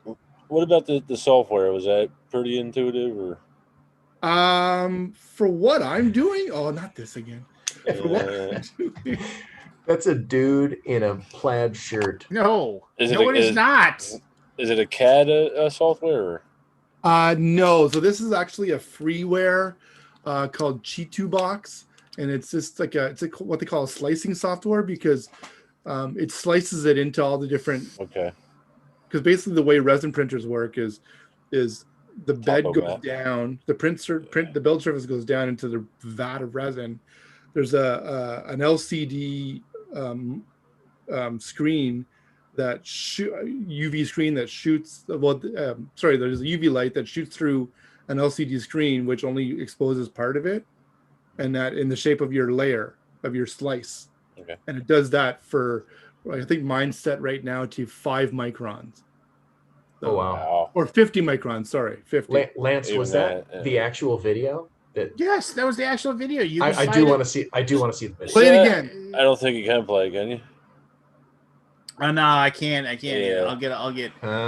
So you can find it. Just Michigan Bigfoot. You can find it online. It is. I defy you to not. I mean, because everybody else is like, oh, it's a guy wearing a plaid shirt and he's got gray hair. That's just because your propensity. You don't want to believe. You don't want to believe. I actually so. do want to believe. Yeah. Okay. I was going to ask, being in the Northwest, what are your thoughts? My thought, actually, a guy I know here was like the leader of one of the main, like big national Bigfoot groups. I forget the name of it now. Anyway, I think that it's perfectly reasonable that such a species could exist, and it's moderately reasonable that we have never credibly filmed it. Thank you. Yeah. I think it's reasonable. I'm not saying it's a total no. They just filmed that. What was it called? Glass. I'll tell you Octopus? this much. I'm coming around on this birds aren't real stuff too. Birds What do you aren't mean? real. What do I'm you mean coming birds around aren't on real? this. haven't heard of this. Go to birdsaren'treal.com. Oh my gosh. I am You've never seen a turkey? no. You're missing the point. The idea isn't so much that .con? C-O-N? birds aren't real. birdsaren'treal.com. I promise that was the first thing that popped up on Google search. Really? So .con. here we go. Here you go. We needed a way to keep an eye on the American citizens without them knowing. It was imperative for their own safety, of course. We hired only the best. It took years. We designed, built, tested, failed. We persisted. Eventually, over decades, we had it. A fleet of covert technological surveillance devices unlike anything the world had ever seen. We called them birds. Richard Nixon, 1978. No. I am not saying that all birds are drones created by the government. What I'm saying is that I think there's a lot of them that are. I mean, correlation doesn't necessarily mean causation here. Don't they call satellites birds too? I don't know. I believe they do. I think they call like fighter jets birds. Yeah, they call planes. If Do they manufacture that bird, the shit hawks, so when they drop their droppings on you, is that like chemically formulated in a lab? Yeah. Yes. If you take a time to read, and I know some people would say manifesto, but I am not going to ascribe to that. If you take the time to read the background behind the guy who started Birds Aren't Real, parsing through some of the insanity, there's some truth in there. I mean, is it plausible that they could make an awesome little robot that looks pretty real? Yeah, totally. Yeah. Totally. So. Yeah. Pigeon, city surveillance, vulture, public sanitation, bluebird, retina scanner. Here, for example, I mean this is part of like the cuckoo bird stuff, where like and it's a little bit old, but President Trump announced that if he was elected, he will build a wall between Mexico and the United States. You may believe the mainstream media and Trump's lies when you hear that the wall will be designed to keep illegal immigrants out of the United States, but that is false. The wall won't actually be finalized and created. It will actually be an excuse to have encapsulated thousands of microwave guns that will be able to track any bird entering the United States and shoot it with harsh microwaves, which will destroy the bird's ability to fly and will leave it deceased within under a few hours. I hope this doesn't shock you too much. After all, if you made it this far in the reading, your entire view on this country has been totally reframed. So if you take a good 45 minutes to read, that's an investment. The whole is it though? Well, considering I watch some of those YouTube rabbit holes you go down are like, that's what I get. Maybe not so much. Yeah. I mean, like they might have some bird drones. I could see that being possible. Yes, sure. There is a measure of truth behind this stuff, and no, I put hours into this, Kabuki. Sure. I put hours into this. I met a person that I was at a convenience store, and somebody pulled up and had multiple Birds Aren't Real stickers, and I asked him about it. We had a nice long talk. It was interesting. I like it. Yeah. So, how about flat earthers? No, those people are crazy. Now, that does not mean that somewhere out there in the solar system there isn't a habitable planet that is flat. I'm not saying that. I'm just saying that ours is fun. Yeah. That'd be fun. So, I mean, it's so easy, it's like, and it's fine. I mean, it's just like all it takes is one person to like, really starting to believe and diving into these things. I mean, it's just like, we all agree that the governments like spy on us and watch over us. I mean, we already, don't have to read it. It's like we we all willingly pay Amazon money to put a little robot to listen to us all day long and listen to everything we say and do, so they can categorize whatever. Like, how many times have you been like thinking about a certain thing that you're hungry for, and all of a sudden the next time you look and there it is, Right. there's an ad for it right there. Yeah, Oh, yeah. did you say you wanted some Papa John's pizza? I did say I wanted some Right, Papa now my John's thing is pizza. gonna- Yeah. Can't even get it here in Canada, for crying out loud. Really? Papa John's. What is your equivalent, or do you have one? I don't even know what caliber it is. It's a pizza joint. Like as a buddy of mine says with Papa John's pizza, he says, why don't we just skip the middleman and you can just pour it into my underwear? Okay, so that's like pizza. Oh no, it's not that. It's not that bad. It ain't good. The best thing It's about not great. It's not great. thing about the Papa John's pizza are the pepperoncini peppers that you get. So I like eating those. And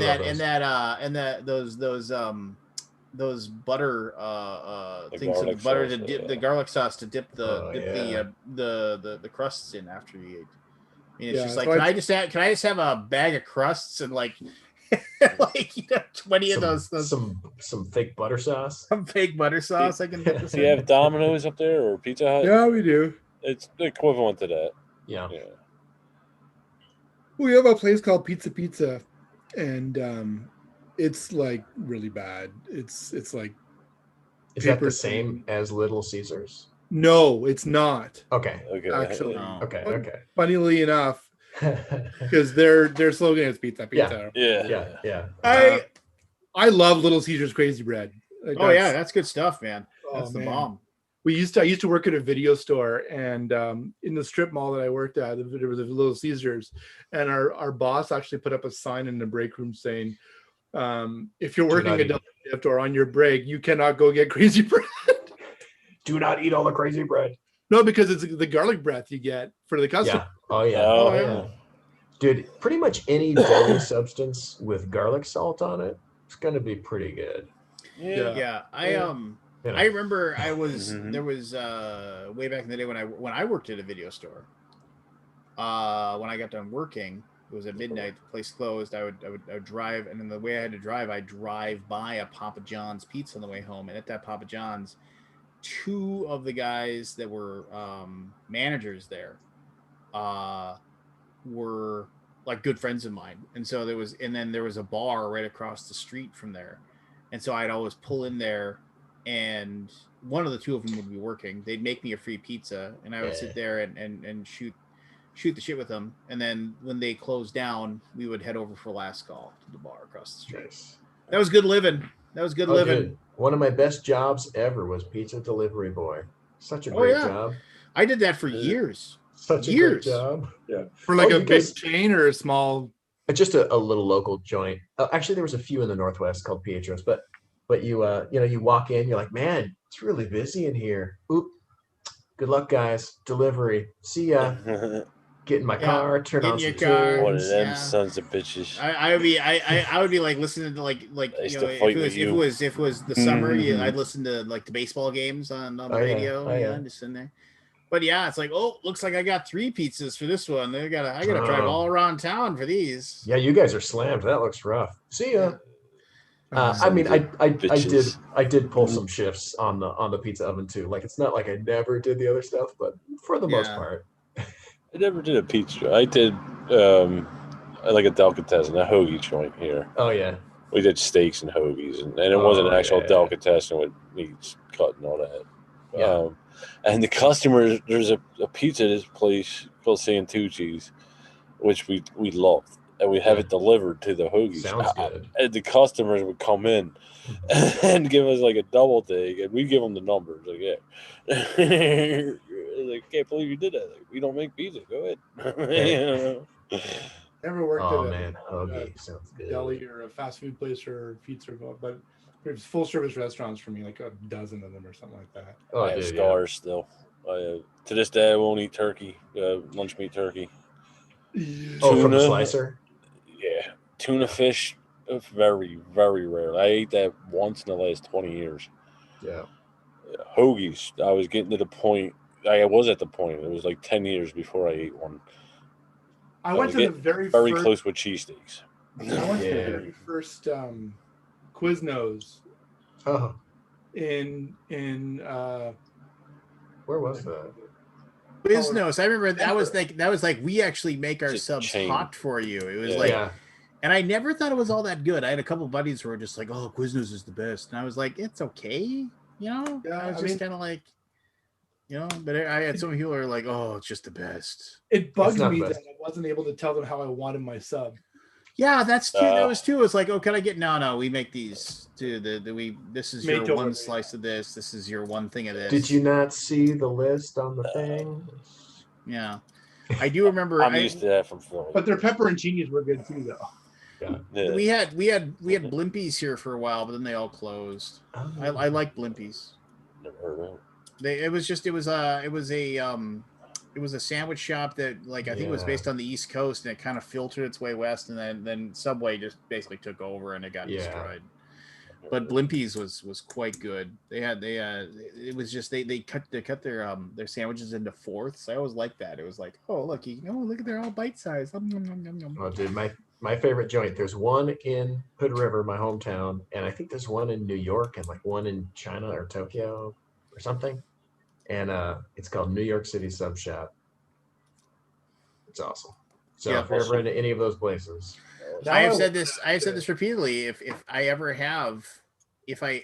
finally pull off Gathering of Vikings and actually do it here in the area, I will take everybody. We will trek everybody in, and I will take them to Grand Junction, and then you will be upset because you will never be able to have those subs again unless you come to the area, because there's basically there's 3 locations. yeah, And they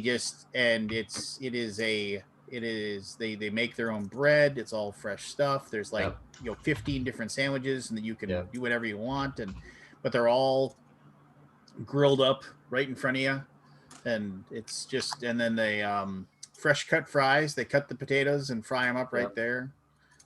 They put some sort of they put their secret seasoning on the fries, which is just Lowry seasoning salt. Happens. right? But Lowry's is good on fries. If you ever had Lowry's on fries, it's really good. It's pretty good on fries. Just like the Cajun seasoning at Five Guys is just McCormick Cajun seasoning. Yeah. Hey man, don't mess with the thing that's Old working. Bay, Yeah. So Lance, is this a local joint or a touristy joint? It's a total local joint. It's like there was some guy who came here from the East Coast, Vietnamese gentleman, came here from the East Coast, moved here for some reason, and he started up one, and then it just the place just completely took off. And that's the one you have to go to. It's like it tastes the best there. But he opened up 2 other locations in Fargo Moorhead, the area I live in. But yeah, it's like Kabuki Kid. I don't like here. Hold on, I'll do my Kabuki Kid. Push my. I don't like sandwiches or subs almost anywhere because I like a nice crusty chewy bread. I like I like an Italian roll or something. I need to go to an Italian deli for a sandwich. Oh, yeah. What she said. We have this place here called Dirienzo's, and it's Oh. a 1 pound sandwich, and there's like these diamond shaped kind of Italian loaves. Is it called the All for One? Oh, I get it now. All right, never mind. There you go. I got it. It took me a moment. I was like, you made a joke, and I'm not catching on. Yeah, Oh, there it working is. on it. But anyways, good sandwiches. No, tonight Giselle had to go to the shop to prep for tomorrow morning, and I'm like, I'm gonna come with you. Like, it's like 3 doors down. And Oh, the Britannia Bake Shop. What's that? The Britannia Bake Shop. The Britannia Bake Shop. And I came home with apple cinnamon buns. Oh, I needed something sweet, and we don't usually keep anything in the house like that. So sounds You know, awesome. a sandwich. I mean, like obviously, like there's lots of things that make a good sandwich, but like bread. That's like the thing. You just if the bread sucks, you're done. Just like. And it's just like, and everybody's always like, oh, I went in and I get one of those like sandwiches that's like, been made and it's been sitting in the freezer or whatever at like convenience store. It's like, oh my gosh, like the lettuce isn't crisp. It isn't like all the juices from the meat and everything has had a chance to soak into the bread. Horrible. Horrible stuff. Cheese fun. That's a good one for me. with You like know? all the little melted cheese that were in the oven. Oh, And you know what? I mean, here I'll say it. A meatball sub at Subway is not bad. oh yeah. It's it's my go-to. I'll occasionally get like something else from there, but I mean, usually it's like, yeah, just give me the meatball sub. That's what my daughter. She just gave me a thumbs up. She's the meatball sub person as well. I was like when I do go to Subway for the family, like it's once a month probably. It's like it's like fine, I'll go get Subway for everybody. So you go there, and it's like I get a meatball sub, my daughter gets a meatball sub. My wife usually gets chicken teriyaki, and my son gets the BLT, hold the L and the T Double B. on Italian urban cheese bread. Yeah. And then he asks them to put the Parmesan cheese on it, and that's it. He's good. Toast it, and he's good. Bacon, cheese, And usually, and because he's like good. he's the long-haired surfer guy, and he's just super like like laughy and giggly and cute.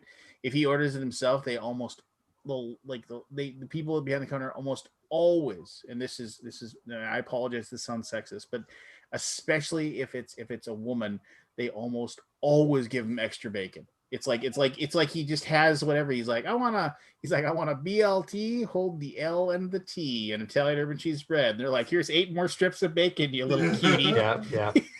Well, when you're making one of those sandwiches and you take out all those other ingredients, it just doesn't look good. So you're like, I better add a couple more. Yeah. Makes sense. I used to get the garden patty, which is like the vegetarian thing, but with bacon. Oh yeah, sounds good. So good. It's kind of like when you're making pizza and somebody orders like 18 toppings. Like you get less for your money because you don't. Well, put as I much never of each understood that topping either. on. Or you're gonna get it so it's like your crust is gonna be just soggy as shit because of everything else that just bleeds through to it. I mean, Yeah, you have to. You're 5 toppings max, seriously, and even then you're probably pushing it. Yeah, Combination. 3 is the perfect number for toppings. yeah. It's I like think so. you go like like pepperoni beef mushroom is like a really good is a good pizza slice. It's classic. Yeah, Classic. I mean it's just like, and you're usually better off just going one flavor anyway. I'm weird. I'm salami jalapeno feta. So when I was at Essen 2 years ago, like there was like all these things, and I'm not super picky about food, but I mean like sometimes I want to find a place that actually has food that I enjoy. There was a place out across the street from the hotel we stayed at. It was just this little tiny deli, and they made pizzas there, and like I would go in there and I would get a salami and onion pizza, and it was red onion. Yeah, it was red. It was just amazing. It was that so sounds good. It was just like it was like a little 12-inch pizza, and the guy was like super nice, and he was just like he would see us come in, and he was just like, and he'd always be like, and after like the second time I went there, and he's like, and I asked the same thing, he's like, you don't want anything else? I was like, no. And like by the 3rd day I went in there, he's like, salami and onion. But it was like, yeah, it was just good. Man. It was good. Yeah. And I've made when I make my own pizzas at home now, I make salami pizzas. Just like, and it's not as good, but it's close. You can test, when you have like good pizza, really it's just all they have to do is use not frozen vegetables. Yeah. And it's really good. Fresh.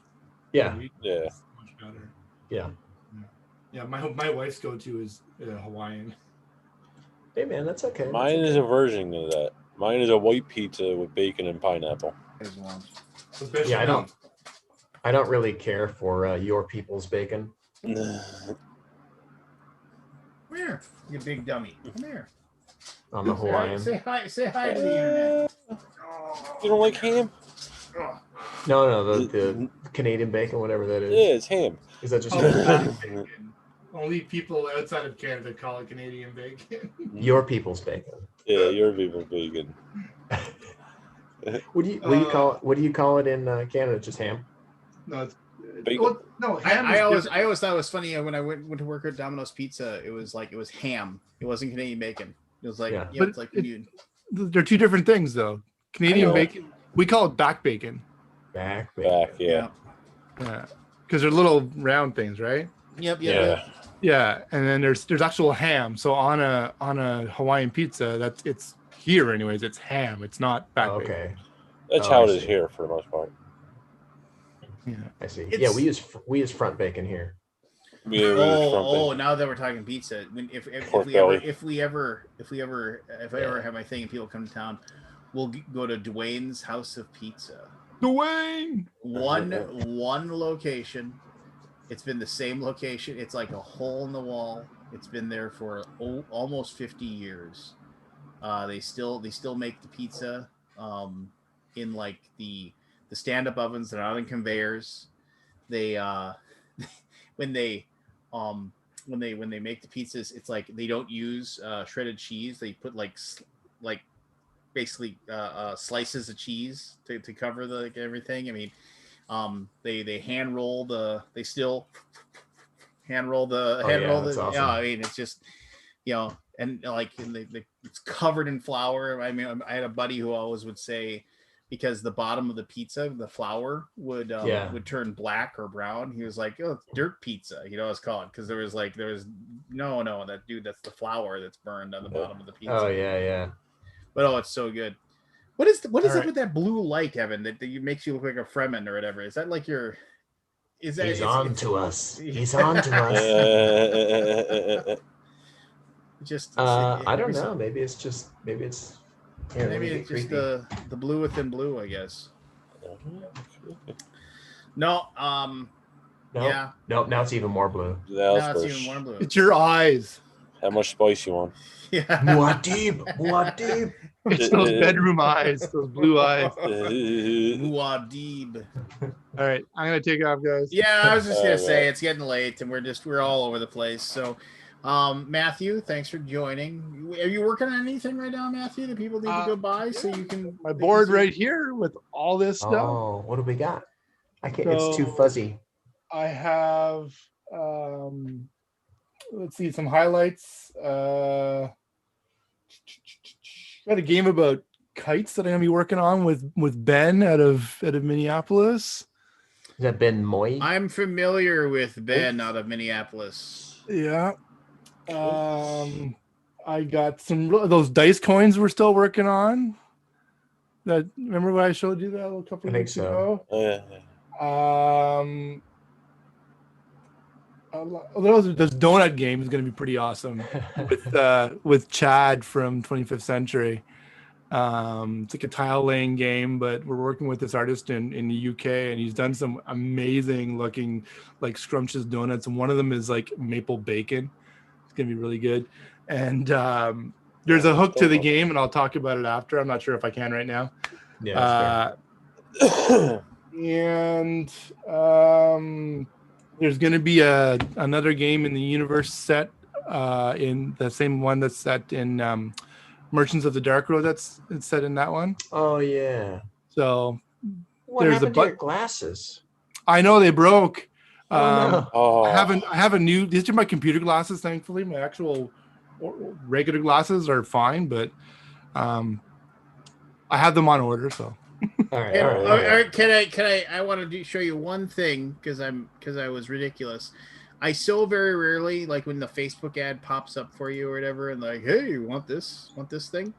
And I was like, and I never fall for it, but I felt like Jeremy today, and totally falling for this. And but I'll show you one thing that I saw this, and I decided impulse buy. I couldn't live without this. So I'll just say this. Gotta have it. Gotta have it. And have them all. obviously the but due to my love for the movie, I had to buy that Hawaiian shirt. That's an awesome shirt. Yeah, isn't it What though? movie I mean, is it's that just from? that's The Shining. The Shining. That is the carpet. That's the the carpet, carpet. yeah. That's the carpet. Okay, Everywhere. okay. And I saw that and I was like, That's a wicked shirt. that is super wicked. And then they have, I didn't get this one, but I was like, this one's pretty cool too. I think that was filmed in Oregon. And then that one's I pretty believe cool you're too. right, man. Yeah, that's a little nice. too on the nose, though. I think It is, isn't it though? It is way too on the nose. But I'll say, let me find the other one here. I always like those things where people are like, I know what that's from. Yeah, And it's still like a decent looking thing. Yeah, that first shirt was good. Where's the dang it. And I got this one too. No, it's not the hold on a second. There's a really cool one that has the alien on it. Here, maybe I can find it. That shark one's pretty cool. Yeah, From that's Jaws. Yeah. Yeah, I got that one too, of course. But that was because it has the whole amity means friendship on there, and like there's the girl swimming and like the orca symbol over there. I found some really awesome shirts. There was like a Smokey the Bear one and Give a Hoot Don't Pollute one. I was really excited to order them. When I go to order, they only ship to the States. Oh yeah. Well, that one, the Xenomorph. Oh, there you go. That's not bad. Yeah, Face it's huggers. Still a little creepy, but well, it's a little on the nose. But I mean, but from a distance, you're like, what is that? Then you get closer, you realize, oh, it's a bunch of face huggers. But the shining one is priceless. That's great. Oh no, the shining one was what got me to the site. Yeah. And not I have nothing to do with this site, but it's like stuff is like 30% off on it. Like they're pushing this stuff out. So I'm not, and that's US Maniac is the US Maniac. But yeah, so if you feel like you want that, but the yes, I would why those ads? I never click through and buy that stuff though. So, but there you go. I so rarely do it, but like it was weird too. It's like there was like 4 shirts I was thinking about getting, and it was just like, oh, well, we can save you $12 on your order, and I was like, that's weird. And I was like, because I go with the 3 shirts I was picking, they were like, with the 3 shirts I picked, they're like, oh, we can save you $29 on your order. I was like, how's that work? How did it go to like I'm saving less money if we're going back? Yeah. So I'm just gonna go ahead and just buy the 3 then. Yeah. Well, that shining shirt reminds me. I'm gonna be working on a game with AEG all about like retro deco wallpaper. Oh, that's fun. Cool. That's neat. Be fun. Yeah.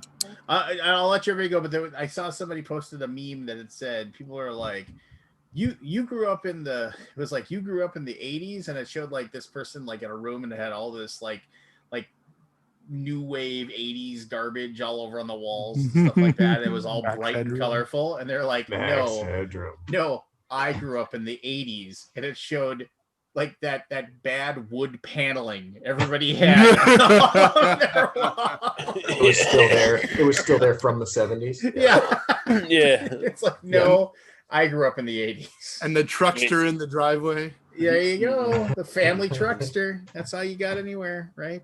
I guess. All right, everybody. I appreciate everybody tuning in and watching again. But just, I don't know, be cool, be nice to each other. Again, and it's my daughter's birthday a week from today, so there's a very good chance that I will be traveling, and we will not have an Alaboom next week. So if that's the case, but there's a chance we might actually have to stay in town, in which case I might still not have the Alaboom if I'm hanging out with my daughter. But then again, I'm pretty sure she'll be annoyed. She might be annoyed with me by that time and want me out the door. Definitely. As a matter of fact, I think I see she wandered by over there, so I got to go give her some garbage and torment her. She always asks me, "Why, Dad?" It's like because this is my fun now. I was just like, that's why I made you.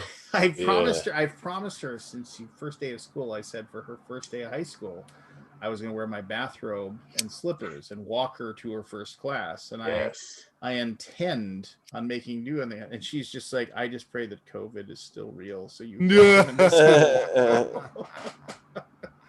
I was just like, you sick, twisted little girl, but I love you for it. So anyway, well, maybe a Thursday boom. It isn't like we've never pulled a Tuesday or a Thursday boom out of our butts before. So maybe we'll just adjust to a different day. But I have to dethrone Aldi. There you go. Yeah, right. Aldi. I thought Keith was gonna pull it off. Like he had that quick run there at the end, and then it all went to hell. Dude, Aldi's brain. He's just like, it's all. It is nothing compared to when Anthony was on all the time. Anthony would be the only one who got anything. You'd be lucky if he got it by the second clue. If you didn't, Anthony did. Oh yeah, first or second clue, he'd be like, Yeah, it was just like Aaron Eckhart. Yeah, just like it just wasn't. It wasn't even fair. It was just we like, were he was playing right for there. second. Yeah, basically, and you were hoping to get a point. So, all right, everybody.